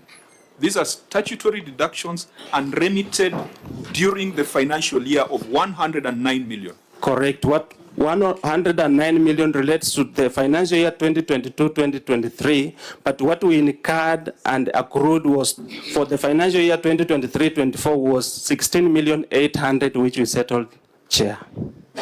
Why does 109 million sit in your books as unremitted statutory deductions? That is a question. Those were just arrears, They were just They were inherited arrears. Their pensions, their monies deducted from employees. Yes. Kept by the county government. Yes. And held under the English of inherited arrears. True. Governor, you see the team that you are running? Chairman, I mean, do you understand my concern? Because the money has been deducted from employees. It is sitting somewhere there in the entity. Mr. Chairman, we inherited the debt, not the money. Because this 119 was inherited, money that was due to LAP Fund, NSSF, all those entities. The money was not paid, but we don't know where the money is. Today, as we speak, we remit money as we deduct. Yeah, Governor, there was a colleague of yours who told us that because of these issues of late exchequer releases, sometimes entities pay the net salary to employees. And then you have to look at your cash flow to be able to pay the statutory deductions later. If that is the case, just explain. Just explain. Is that the case in Trans Nzoia?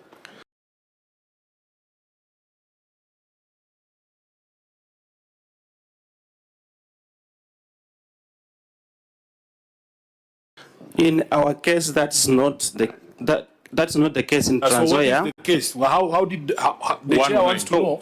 So why I'm explaining this, Chair, is that for you to be able to set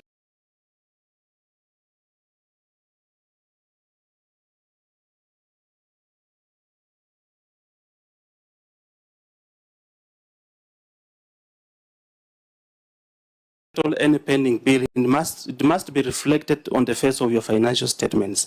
That's why we saw it prudent for us to reflect this and have it audited by the office. We are interested. I'm only giving an explanation first. You'll move slowly. I'm the one giving directions. Good, Governor. Senator Sifuna. The explanation the committee wants is how this became a pending bill. Because when you tell us the disease, don't tell us the wrong disease. We will prescribe penalties that were being imposed by KRA on late statutory remittances. It is this committee that made sure KRA held back on that. So the question we're asking, how did the debt arise? That if you explain that, we move on to the next issue. Senator Wambua. Chair, Governor, he said that this 109 is inherited from before 2022. Yeah? And I think he went on to say they inherited the bill, not the money. So what the governor is saying is that yes, he is admitting there is money that was deducted from people's salaries, not remitted where it was supposed to be remitted in previous administrations, and to date that has not been settled. If that is the position, Chair, then perhaps the question would be, what is the county government doing? Because this is actually a criminal act. You know, you have deducted money from a member of staff and you have not remitted. What is the county government doing to fast track the remittances of the 109? I know that's the conversation. I think that is our working definition as you have described it. So that's what we need to deal with. So that the governor can answer both. There's account.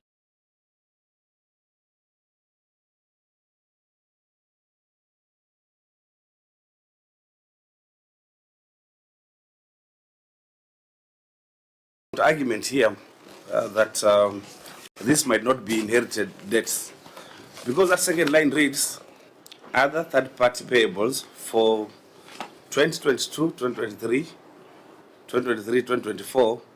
If it is 2020,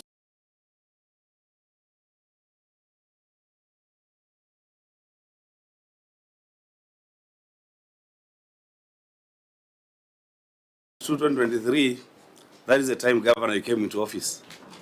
Yeah, beginning July 1, 2022. And there was no money released by Exchequer, I think in May and June. That money came to be released after elections. So this can't be inherited bills. Okay, yes. So you are varying the working definition. Senator Cherargei. You had said that you could not make photocopies for this committee, but in your payment in item number 311, last sec limited, order 186, you paid payment for purchase of 2 photocopiers worth 398,000. So, Governor, to tell this guy is a story. We go to this on the issue, says that I'm very keen in your management response. He said he's a truthful man, so I'm assisting him in finding truth.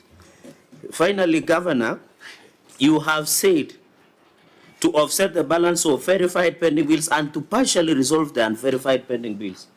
So which are these unverified pending bills? I really want to know that part.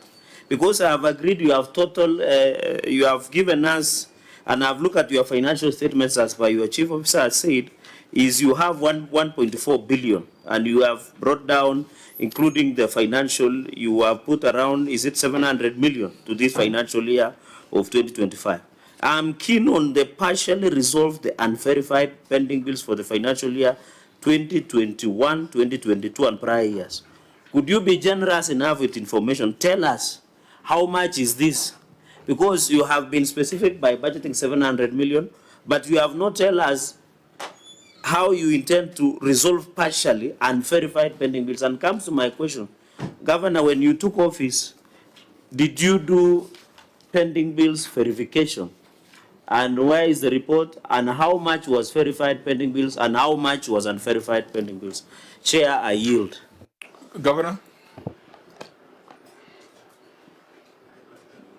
Yeah. Maybe by giving us your version of the working definition of the problem. 109 million, that's in our document. These are debts that were inherited, not just from the first regime of devolution, but all the way to the municipalities and county councils, including the LAP fund and so forth. That's the money that we inherited. So it's appearing in 2023 because we cannot really wish it away. We must put it here and find a way of dealing with it. But as I've said, currently we detect and we rebate. We are very current. You can confirm this one even with the CPF. That's what we are doing. Number two, we've got machines. The chairman, we have machines. True, we bought. We're talking about consumables. You can have a printer, then the photocopier, have got no paper. It's of no use.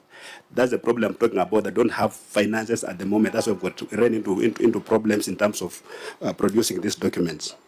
Now, we're talking about the unverified pending bills. When we came into office like another responsible government, we had the assumption of office committee, and one of the things they were looking at was the pending bills.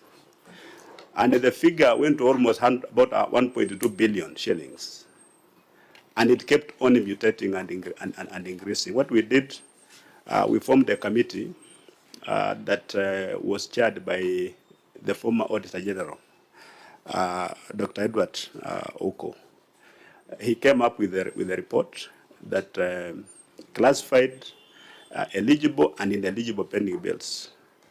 But I think some people who found themselves on the list of ineligible ones rushed to court.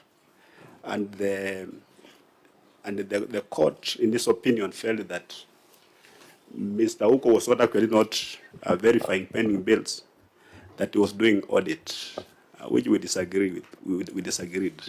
And that's why we formed our own pending bills verification committee that has been working. We have been able to reduce that figure from that 1.2 billion. We are coming down. We believe by the time we are done, we'll have a figure that we can really defend. And that's why we've made a provision of 700 million in the current budget, knowing that the pending bills, actual pending bills are about 441 million. But we know you're going to have the inherited pending bills that also need to be paid because this work was done by our own people in Tanzania, and they've been asking for their money. That explained and verified because we have not yet concluded the verification process. We believe we're going to conclude it during this financial year. If there'll be any money left pending or as an extra from the provision, then of course it's going to be applied to other needed things within the county. Senator Sifuna, and then Controller of Budget, may have stepped out. Maybe I'll toss this to the Treasury to tell us how statutory deductions should be treated, because last week we were told that recovery of interest is the first of all first charges.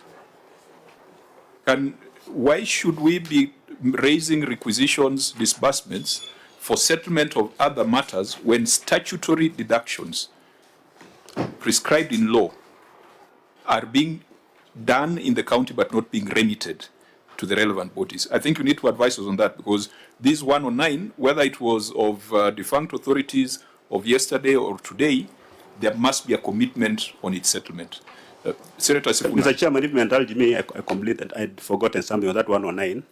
I think the senators, view is the same explanation we get from Trans Nzoia, that because of insufficiency of funds, people are just being paid net salaries. Paid net salary, and therefore these other deductions, actually the money was not being deducted, so it was not there because the funds were not sufficient. So you just pay a salary, and then all these other deductions, including even pay as you earn. People are not paying, and that's why sometimes we get even penalties from KRA. As I said, we're not running out from this. Do you agree with that explanation? I do. How do you agree with it? Because when you make requisitions from the control of budget, your requisition grows. This is current, Mr. Chairman. We're talking about municipal councils and county councils. They were just paying net because the funds were not sufficient. So you'll assume that actually they deducted the money for lab fund, when indeed they did not deduct the money. Senator Sifuna? Mine is a very small, curious observation. Governor, these are next year 17.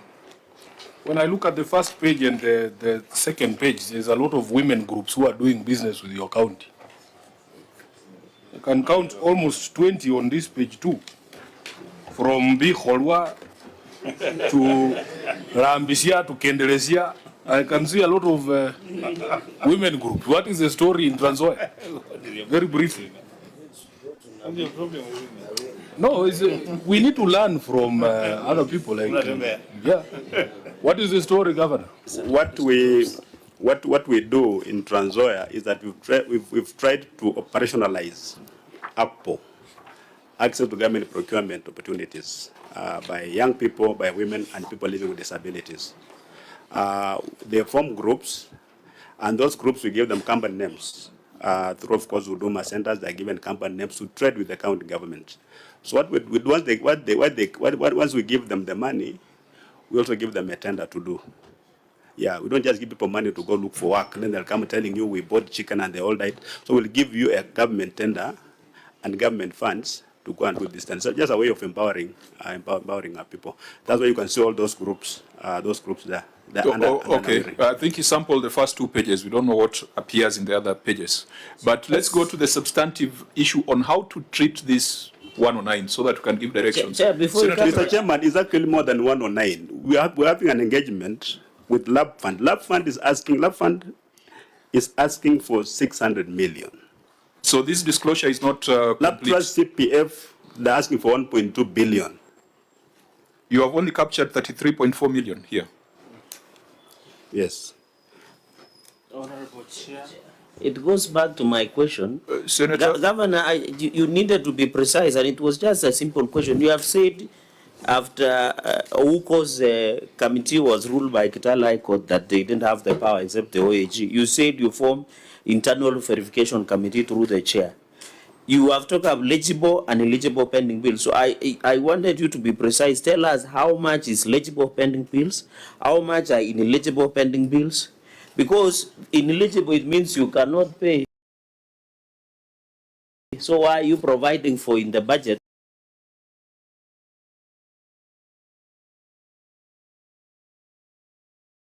Of 700 million, yet you come back and you say what you are sure of is 241 million that is pending. So give us the global figure that these are eligible pending bills that I form and these are ineligible.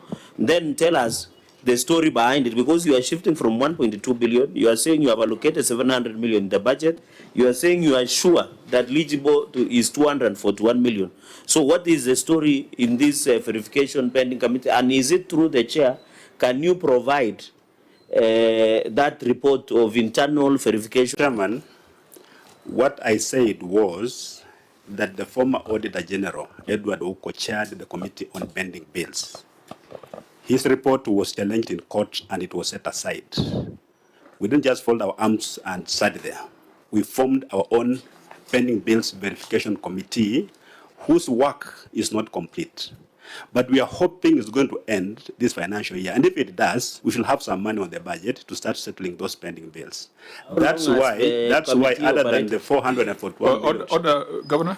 Senator, what's your Chair, maybe I just wonder to how long has been this internal committee been operating? Okay, let's allow the Governor to respond. I hope we could make very brief responses so that we can go to other issues. Thank you very much, Chair. The Governor has delegated to me the responsibility to respond on that. The internal verification committee was set in July 2024. And part of the term of reference is actually to look at the available documentation in line with pending bills. Remember, for a bill to be eligible, it must have full documentation. So that is part of the terms of reference. Two, the committee is open even to third-party information. Honorable Chair, as we sit here, there are merchants and people who did business or provided service to the county government of Trans Nzoia who are not even within our knowledge, because when we took over office, we did not have documentary evidence to indicate this is how much they are claiming from us. So part of that, on the TOR, they also receive information because some of them even go to court, secure court decrees to have them paid. So once that is done, we now subjected to the internal verification committee to verify whether internally this debt was incurred or not. So for us to be here and indicate that actually we have a definite figure might not be at this moment, because we don't know even who is coming tomorrow to present information on claiming anything to be paid from Trans Nzoia County. Thank you, Chair. Unfortunately, are you a member of the institute? Yes, sir. You are a CPA? Member number 11966. What is the expectation when it comes to financial assets reporting under accrual basis in this financial year? We have to ensure we disclose.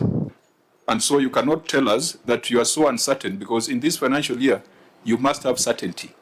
And your responsibility must be to advise the governor that this exercise must come to an end. It cannot be bottomless, because in this financial year, you start recognizing your non-financial assets and liabilities. True.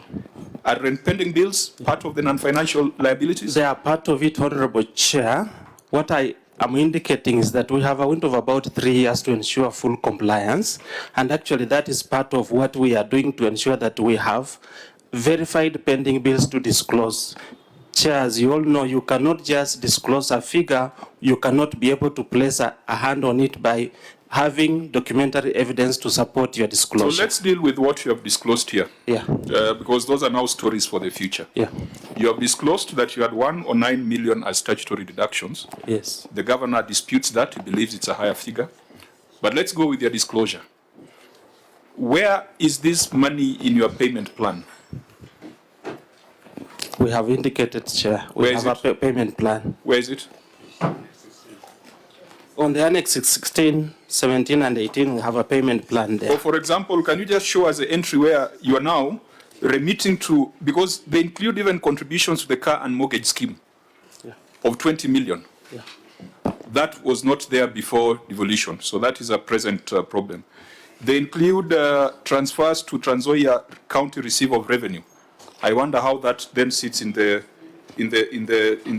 other pending payables. So have you demonstrated how you are paying this 109, or you are still disputing it? No, we have demonstrated in the plan. Where? Chair. Page what? Row what? Column what?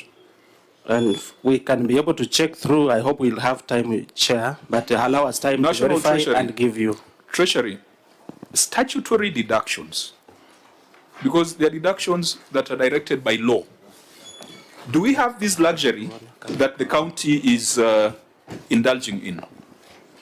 That they can take whatever time they need and pay whenever they want to pay? Thank you, Chair. In response to statutory deductions, actually they have very strict timelines on when they should be paid, and failure to pay them, they will attract penalties. for the period they have remained unpaid. Regarding the pending bills, now that I am on the mic, I would advise the county government that the pending bills that they know for sure, they should disclose them. Now that we have moved from cash accounting to accrual, and the ones that they are not very sure, they should be classified as contingent liabilities, and they should also be disclosed in the financial statements. Thank you. Maybe we can also hear from COB. COB, how do you authorize withdrawals when you have statutory deductions that have not been remitted? I know in our resolution, we didn't seem to have addressed the issue of statutory deductions. And I think we need to amend that resolution so that we give very clear directives on that, and even say that the COB should not approve further withdrawal if statutory deductions from a prior withdrawal have not been remitted. Because I think that's proper financial sense. How do you deal with that? Before the control of budget response, I'm told there is a new system of making sure that whatever the control of budget releases in terms of payments, then there is no way of voiding. How possible is that? That if it is statutory deductions, then the statutory deductions must go where they're supposed to be. How is it? COB? Thank you, Chair. Now, when counties come to requisition funds, they usually requisition the gross amount. The gross amount will include all the statutory deductions. So at no point does the county requisition a net.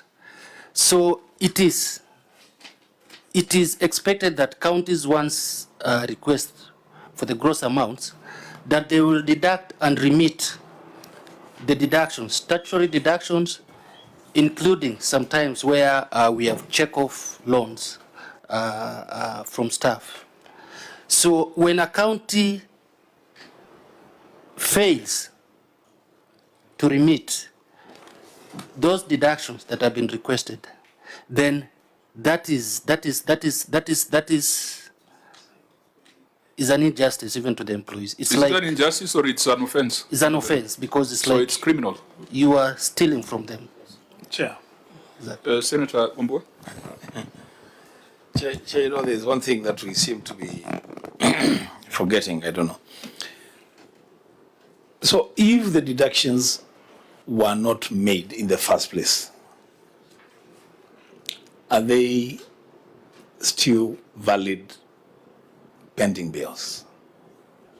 Because if then the position is that at some point these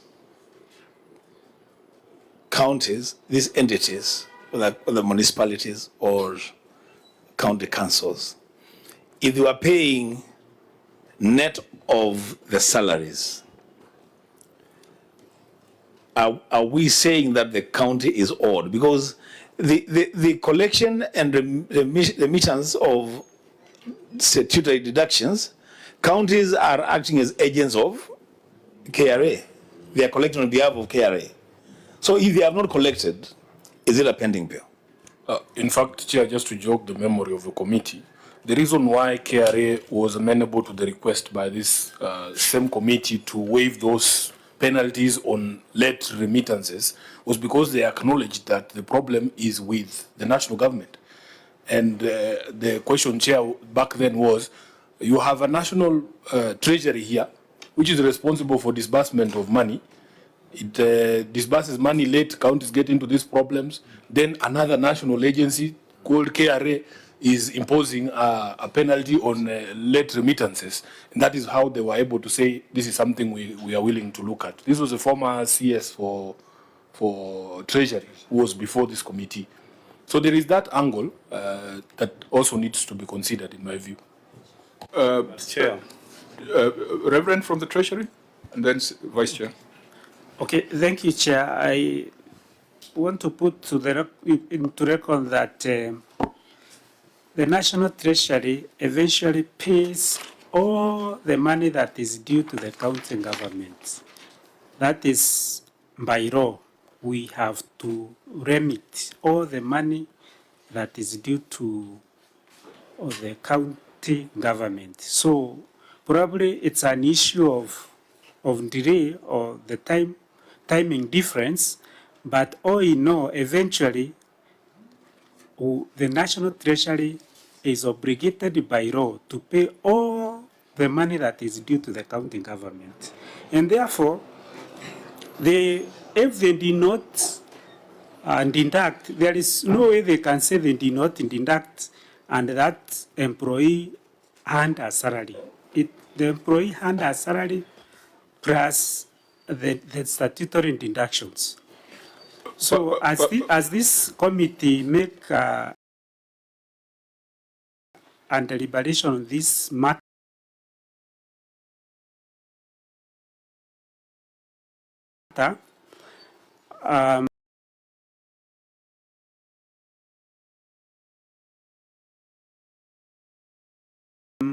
they should consider probably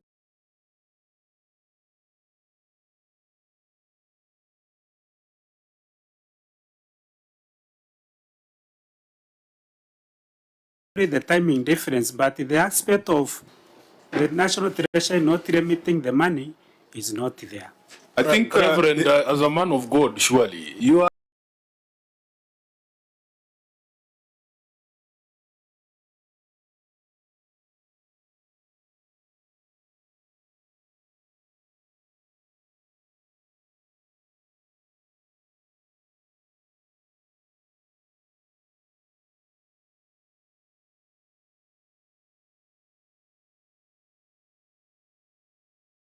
Are aware that the Senate also passes something called a disbursement schedule. There's a reason why the law requires a disbursement schedule. You cannot say eventually we will pay. Who plans with such things in mind? You have a responsibility to follow what the Senate has done. And the governments approach financial institutions to borrow money to pay salaries. When they borrow, they don't borrow gross.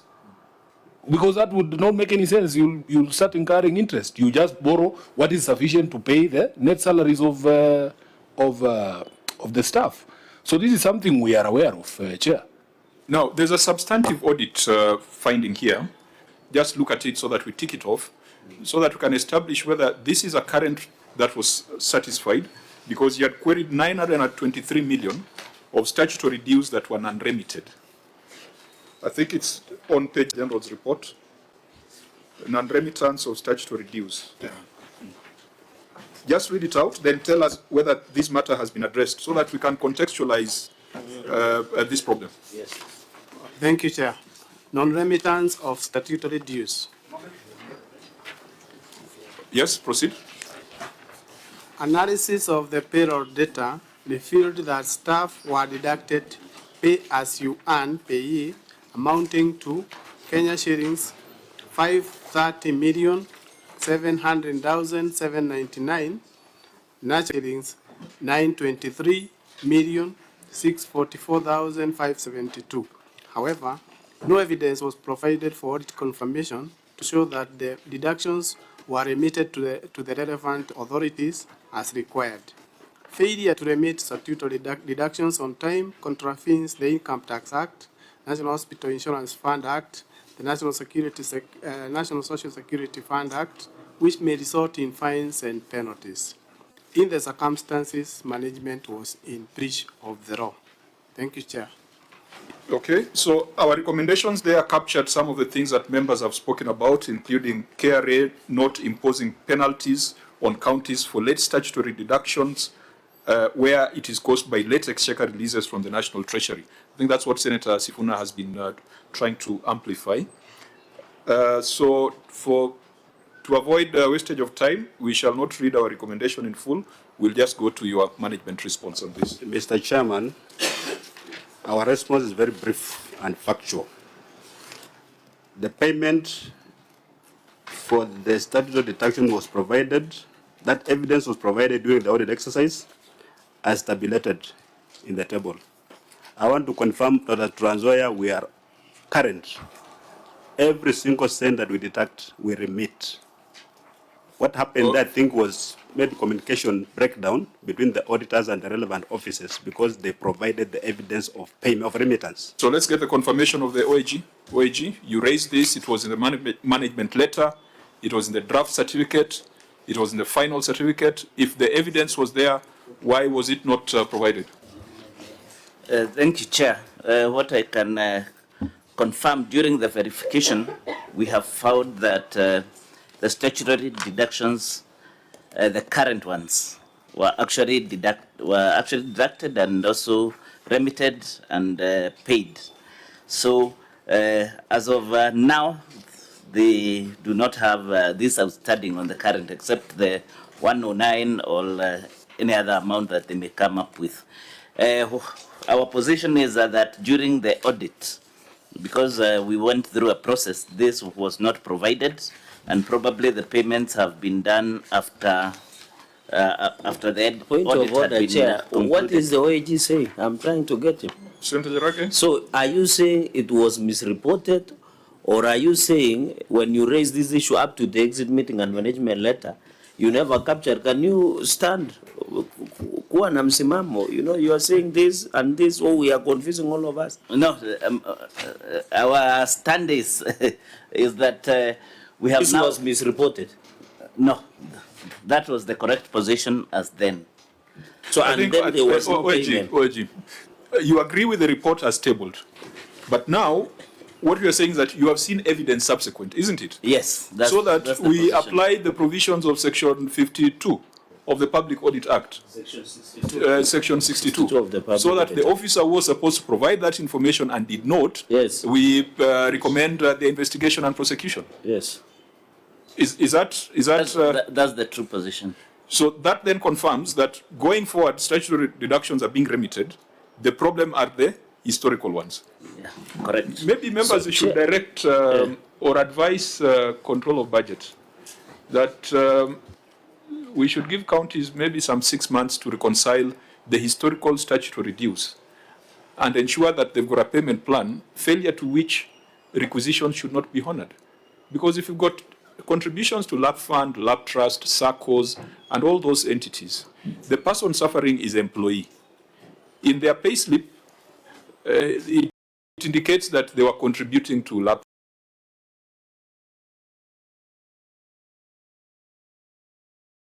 Fund or LAP Trust. But when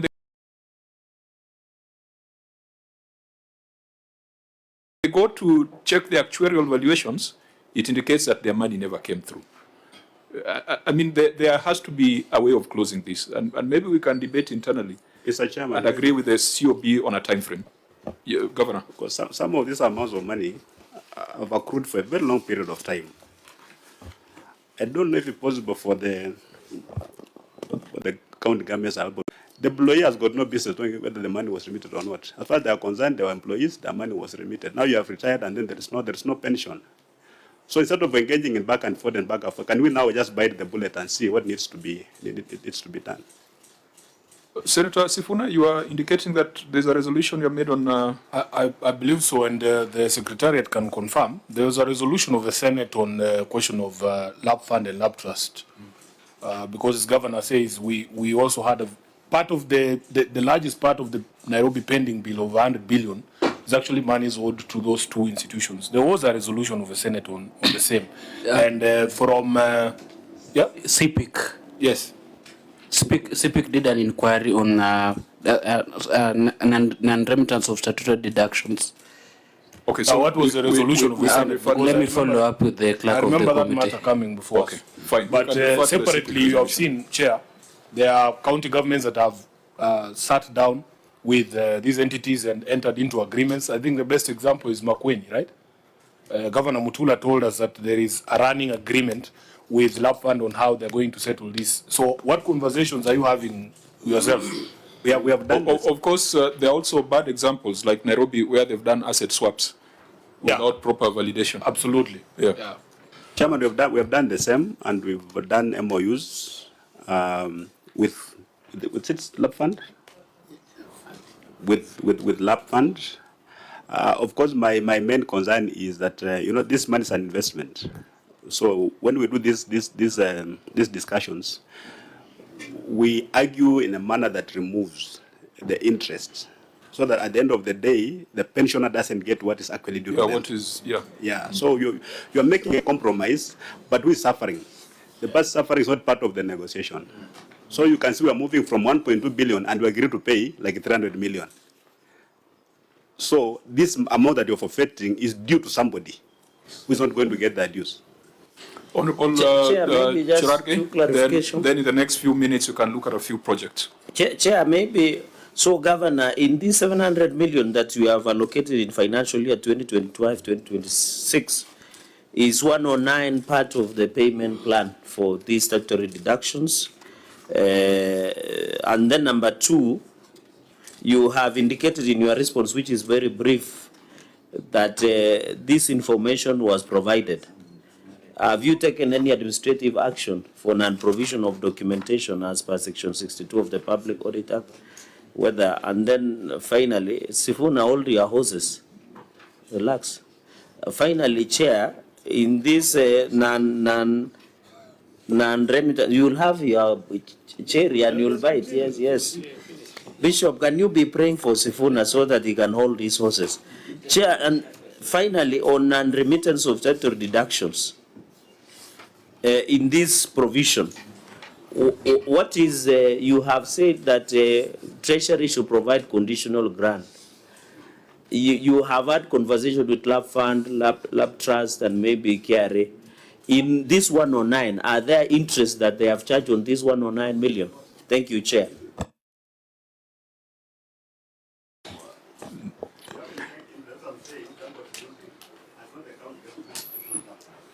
Please have your mic on so that you're on record. Yeah, I'm saying interest, actually that when we discuss this, the interest actually compounded. So we discussed, you know, they should compound interest, we remove all the interest. But that's the amount that's due to pension with the pensioner. So it's not the county government losing or the lab fund losing, it's actually the pensioner who is losing. That's why I thought maybe if the government can find another way of cushioning these people, because the people who have worked for government, they've retired, now they're having very many non-communicable diseases, and then they need money. At the end of the day, you're telling them, your money was not remitted. Okay. On the issue of 700 million. On the issue of failure to provide the documents for remitted funds, Mr. Jem will have to guide here, because it's not becoming an issue that you gave, you didn't give. You gave, we didn't give. Because my officers are saying we gave the documentation. No, that's why we are saying it shall be investigated. Yes. Yeah, so action will only be taken after investigation. Yes. Yeah, maybe clarify, Governor, on this 700. So are you intending to pay? Okay, okay. Yeah, the 700 million is provided for in the current budget, 25-26, to sort out the verified pending bills that are known. We've paid partly 993 million. There's about 441 million that have not paid. The 700 million is going to pay part of that, all of that, 441. And then we said the unverified pending bills, most of them which were inherited. We're going to verify them. If they're more than the balance, then we're going to make a provision for 2026-27. If they're less, then the saving will go to other county government activities. I'm just curious. That 700 million is for 2025-2026. Yes. What is your development budget for that financial year? You need a budget. Just a figure. Please, let's move quickly. By 2:30, the Speaker will be requiring us in the House. What percentage?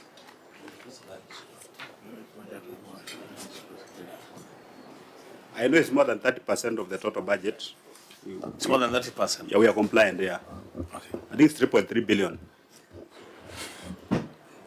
So, honourable members, I think as we, for us to move to the next issue, the Auditor General has confirmed that the issue of statutory remittances is now going forward, is now being resolved, but we are going to make recommendations on the historical ones and also recommendations on those who failed to provide documents. Auditor, keep these in view now that you're doing the current audit, to confirm that there's proper disclosure in line with accrual basis of reporting. But control of budget, I think we'll also be having conversations on how to tighten the non-remittance of statutory deductions. If you agree, honorable members, you could move quickly to look at a few projects. Let's start with the construction of the county headquarters, 498 million. Auditor General, your observation was quite brief. You can read it, and then the governor can give us an update. Thank you, Chair. In complete construction of the county's headquarters, the county executive awarded a local contractor the contract to construct the Trans Nzoia County headquarters at a contract sum of Kenya shillings 498,835,545 on 29th June 2023 for a period of 56 weeks. As previously reported, the Tender Evaluation Committee did not conduct due diligence to confirm the qualifications of the contractor, contrary to Section 83, subsection 1 of the Public Procurement and Assets Disposal Act 2015. Fiscal verification carried out on 9th September 2024 revealed that a signboard costing Kenya shillings 250,000 was not erected in the construction site as indicated in the bill of quantities. The project had reached 60th floor and construction on the helipad was ongoing at approximately 63% complete. However, the certificate of completion and handing over minutes were not provided for audit. In the circumstances, the value for money on the expenditure incurred on the project could not be confirmed. Thank you, Chair. Governor, you may take us to the page where your response is contained. Page 49, Mr. Chairman.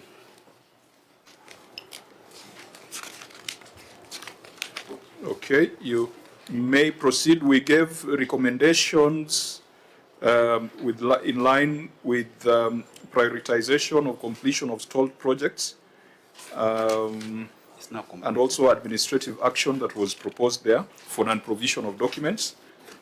Please give us your response on action taken. The Department of Public Service Management awarded tender number 1293050 of 2022-23 to CM East Africa Construction Limited for the proposed construction of county headquarters at a contract sum of 5 Kenya shillings 498,835,545. Mr. Chairman, the due diligence report was availed but was not considered during the audit exercise.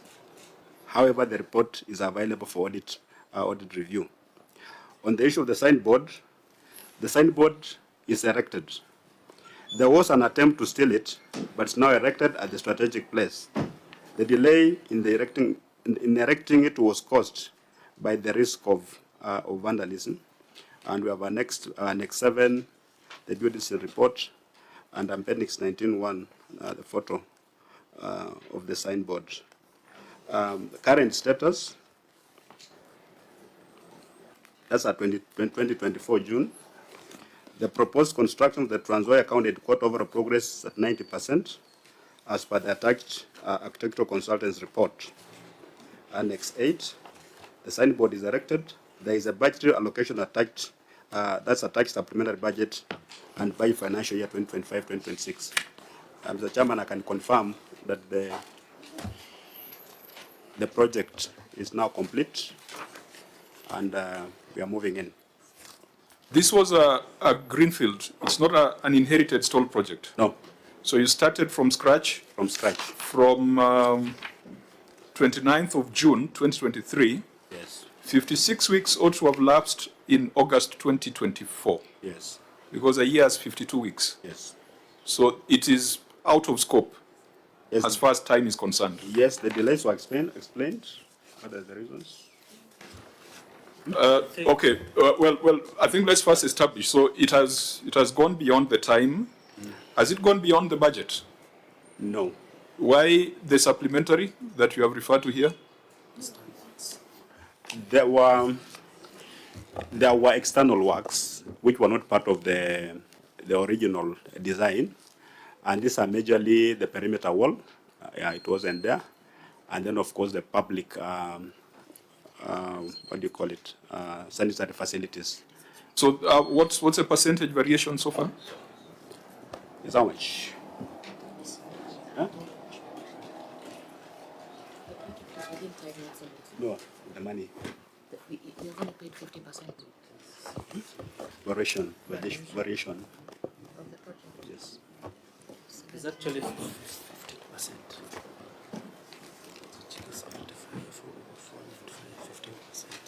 It's actually 15%.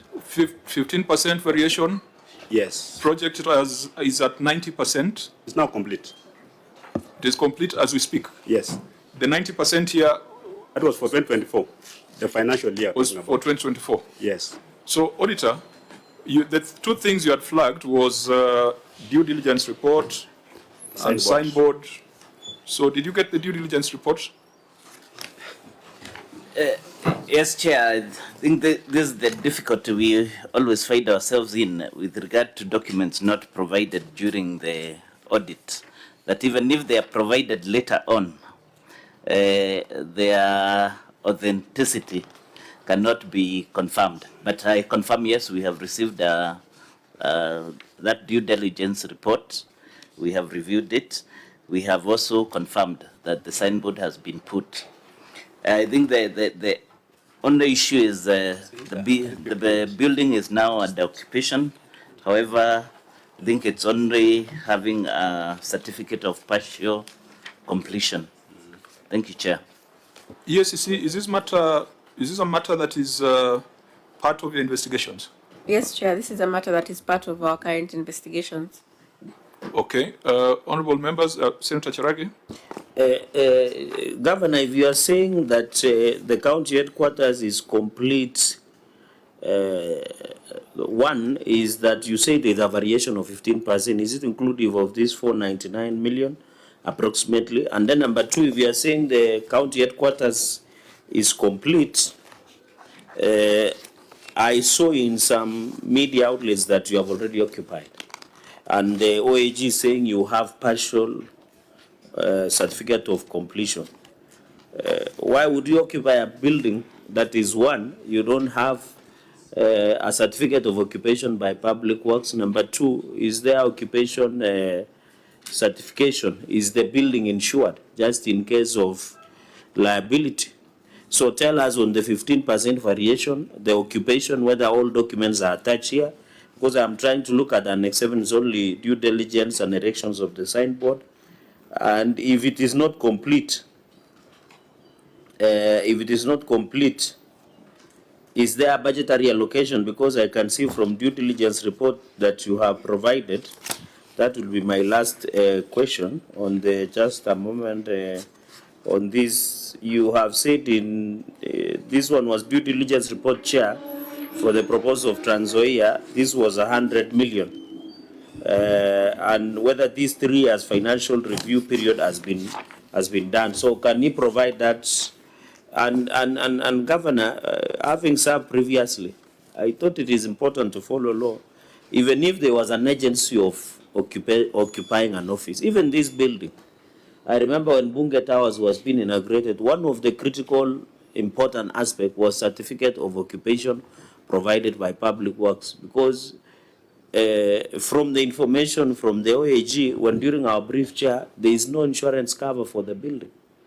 So can you highlight, maybe you have it, but it's not here, so that we can get that clarity? Yeah, so now the Governor can respond to the same issues. Governor, my concern is with the signboard. I have a concern there. 2 things. One, this signboard looks very ordinary. How it is costing 250,000, I don't know. And then secondly, why would somebody want to steal it? Is it made of gold? I mean, why would you steal this? I mean, so just tell us the story around that billboard. You want the governor to speak on behalf of thieves?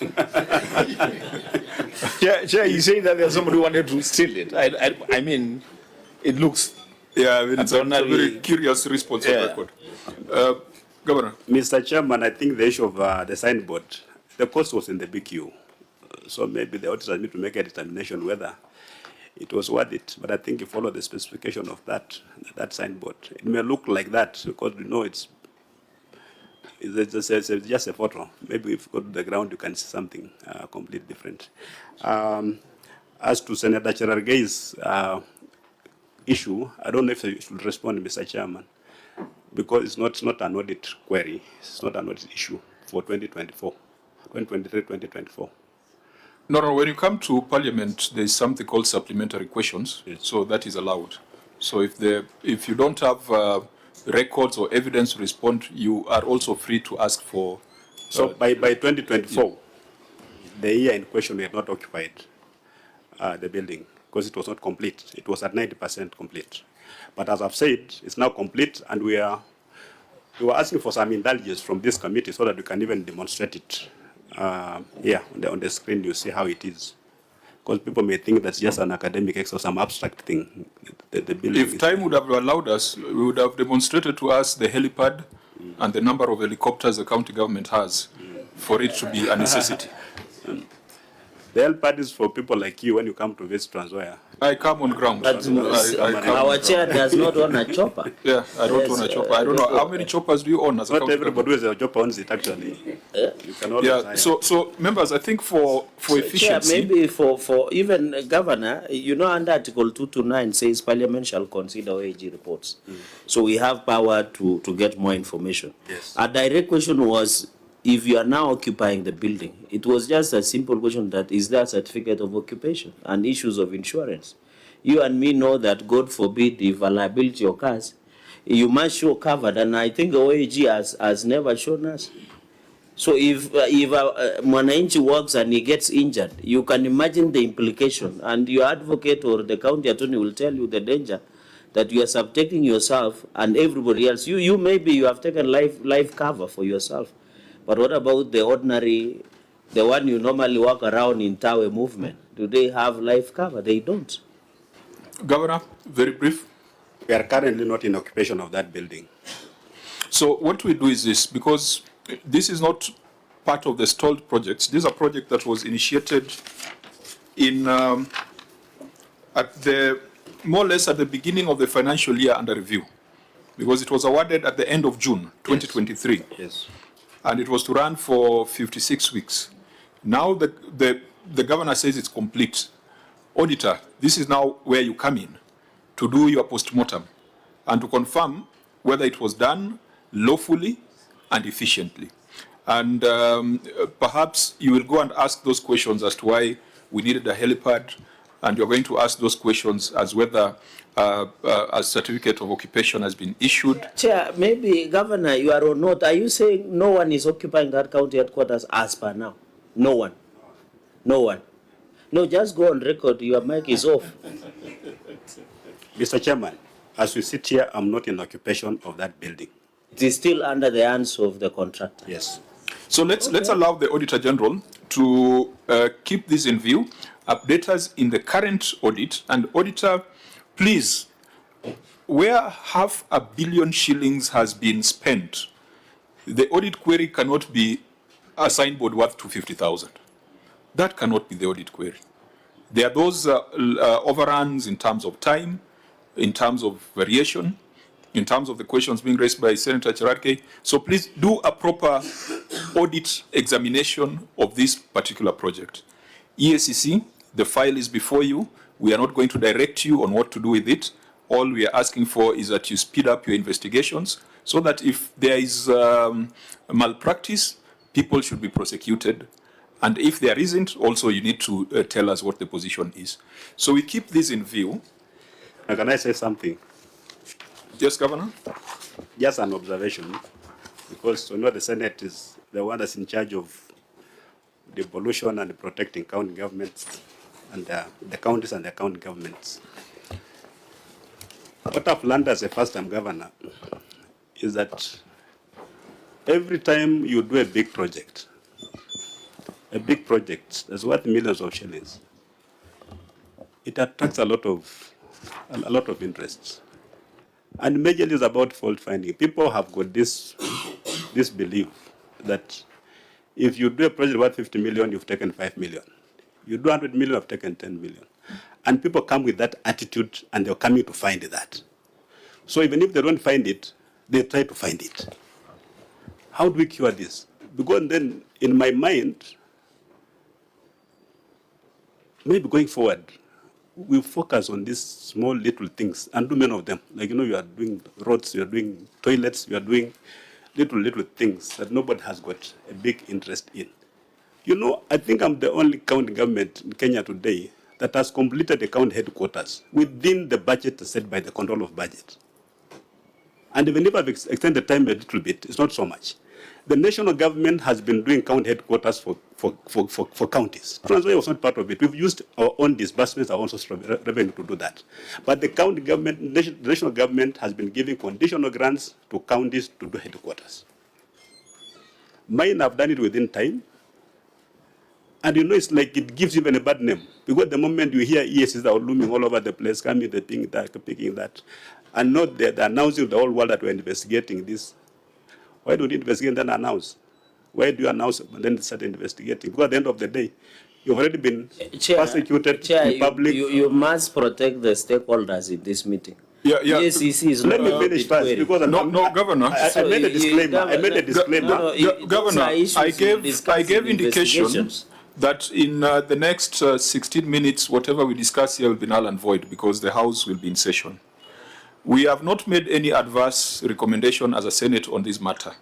We have asked the Auditor General to review it to ensure it is lawful and effective. The EACC on their own motion are doing investigations. It's not prompted by us. So let's allow these institutions to do what they are supposed to do. So that is with regards to Chair, just for the record, because this is a House of Records, I want to state that if I heard the governor speak, he said that the Senate is a defender of counties and their governments. And he's raising concern that every time county governments set out to do big projects, there is some unnecessary interest created around those projects. And he's asking whether the option would then be to do small little things that attract no interest. And he has mentioned the EACC. It's not mentioned in bad light. He's just saying that why can't you investigate and announce the results of your investigations instead of announce to everybody that I want to begin investigations on this building and nothing comes out of it. I think it's a fair comment. I think Senator Wambua, we had the EACC here 3 weeks ago. We discussed that, yes. And we gave them our thoughts, which are aligned to what the governor is saying. So let's not reopen the debate now. And for the information to Senator Wambua, who was in that meeting, part of the investigation of EACC was on impressed by the MCS. Was it from your county? So it doesn't mean. So let's not reopen that. No, it was. Senator Cherargei. Chair, it is on record. I will. It has been no, it was not his county. It was Makwiny. No, it was not the county. I think it was Makwiny. So let's proceed. So, Chair, let's proceed in this manner. Just a comment, just so that I conclude like Wambua, is that EACC, I want to inform the governor because we had an honor of attending that meeting.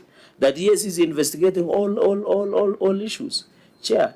And if governor wants to make some comments, those are political statements. He can make it somewhere else. I'm very sure the governor was very clear on what One final word, please. I'm very sure he was very clear. It's not just EACC alone. It attracts interest from all over, including this year. Some doubt that requesting for the some document. Yes, one seat. This year, one seat. It's like a scramble for these things. Governor, they call it it's par for the course. That comes with their territory. That comes with their position. I think the only thing we can subject to debate is a matter which we ourselves are referring to EACC. For example, the issue of on-source revenue, we have asked EACC to investigate for good reasons. So anything that EACC is doing on their own motion, we cannot interfere with that. The next project is Tomboya Mother and Child Hospital, cumulative sum of 142 million. From the responses, the governor indicates that the projects have just been completed. If that is the case, then we can ask the Auditor General to keep them in view, because maybe there is information that the county has that was not there at the time of audit. The two issues, Tomboya Mother and Child Hospital, incomplete construction. The responses that we are seeing here, we are seeing a certificate of practical completion. Auditor General, you can confirm that? Yes, thank you, Chair. I wish to confirm that the projects are completed, but not in use. So the issue of value for money continues to hold true up to this So moment. can you then, in the current audit that you're doing, again, review it for lawfulness and effectiveness?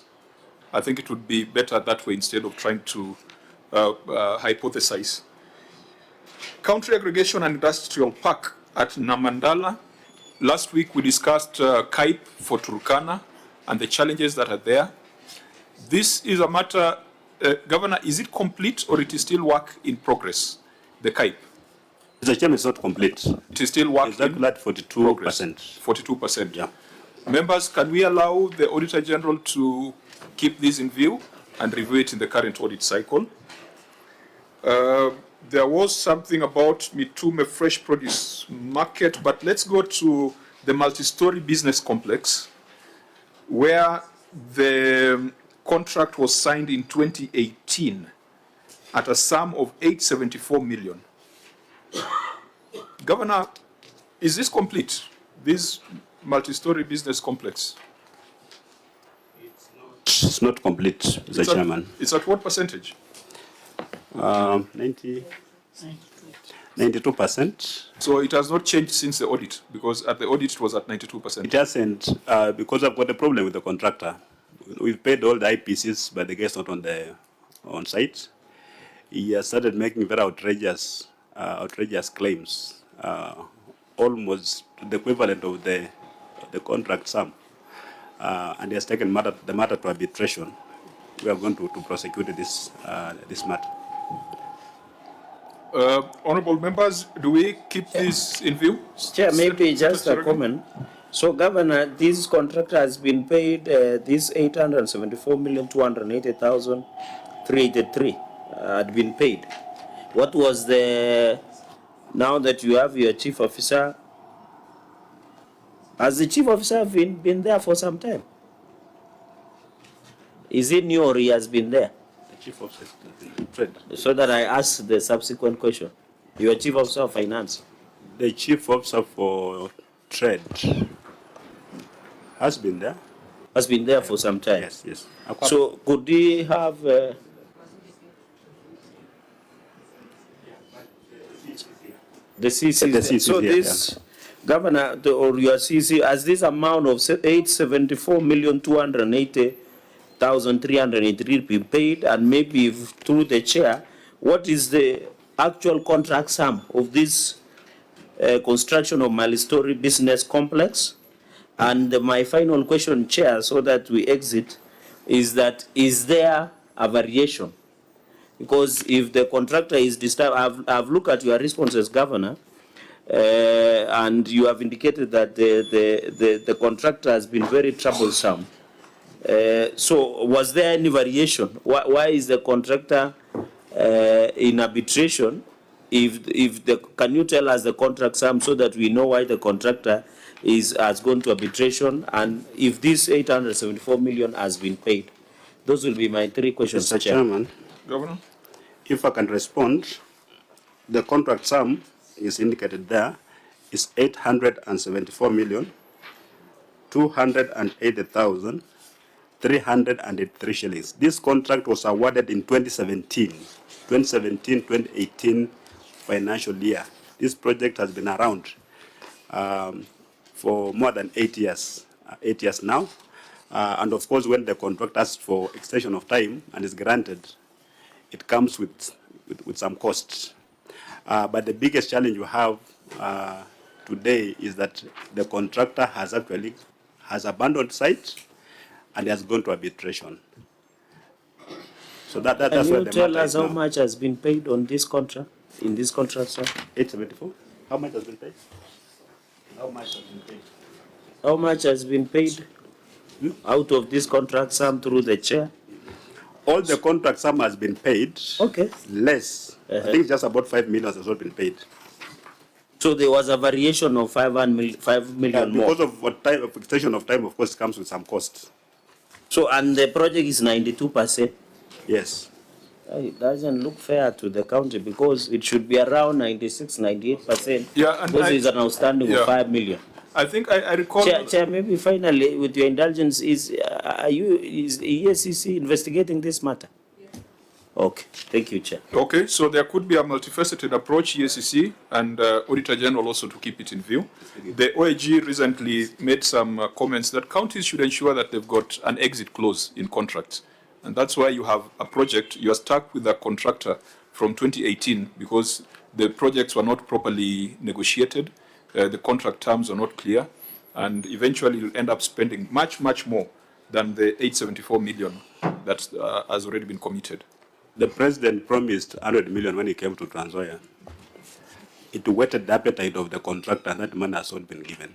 So this is why we're having all these problems. I think presidential proclamation should not override procedural, propriety. So you still have a responsibility to deal with this, whether or not the president's promise will be delivered. So let's keep this in view.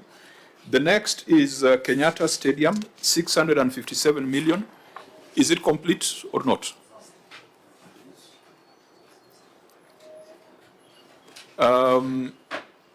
So again, it's work in progress. I think OAG keep it in view.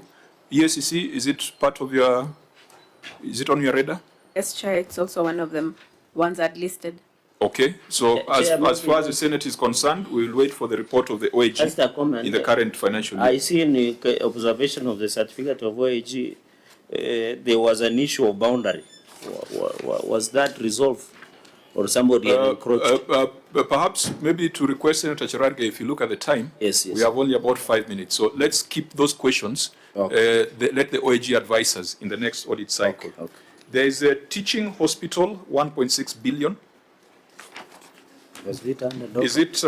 Is it complete, Governor? Since December 2018? Yes. To date? Yes. And again, litigation or? Yeah, the contractor again abandoned site a long time ago. He went to arbitration. So the matter is still pending. EACC, is this before you? The teaching and referral hospital? No, Chair. Okay. Chair, out of 1.6 billion, are you aware of any amount that has been paid for this? And number two, was it handed over? I've seen like here in Nyandarua, Chair, and Kakamega. Was it part of that was handed over or in partnership with national government? Thank you. No, this project was conceived by the county government of Trans Nzoia in 2018. It has got different phases. I think that what is remains phase 3. So how much has been paid out of 1.6 billion so far? 1.5? 1.6 because it says the contract sum. Sorry, it says the contract sum is 1.6 billion. The Auditor General has reported on it, says 98% has been paid. Yes. 1.57 billion. That's 1.5 billion. Yeah. Is the work done 98%? No.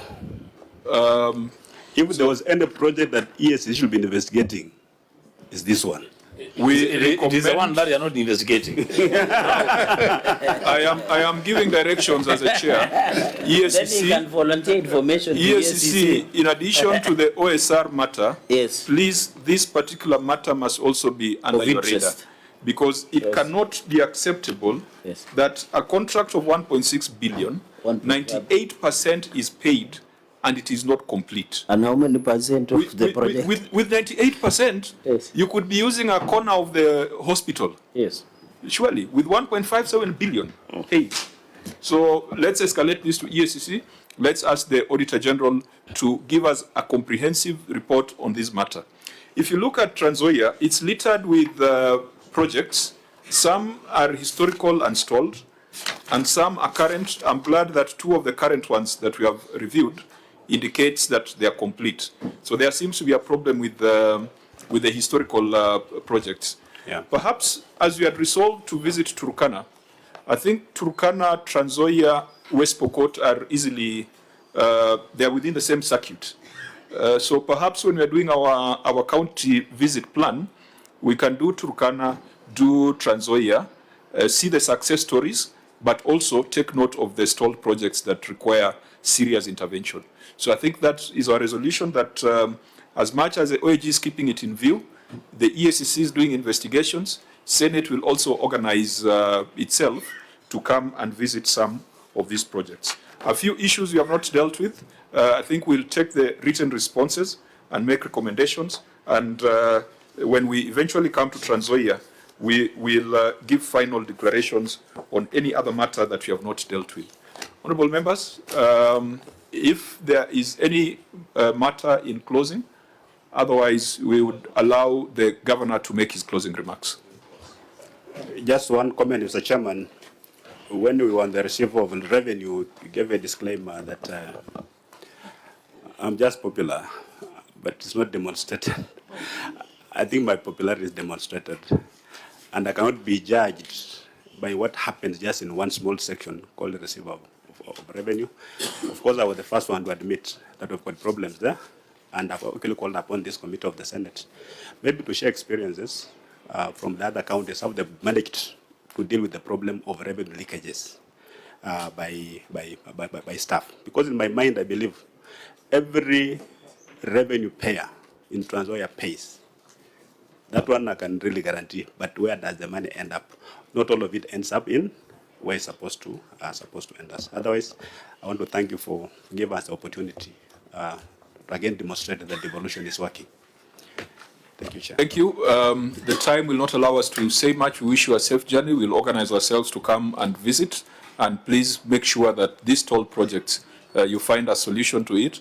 And make sure that every cent that the woman in the market pays is accounted for. And if it cannot be accounted for, then kick out the crooks in your institution, those who are stealing under your nose, because this conversation has established that there is that likelihood. But we'll leave that for investigation and recommendation by the EACC. The meeting is adjourned. This committee will meet on Thursday morning at 9:30.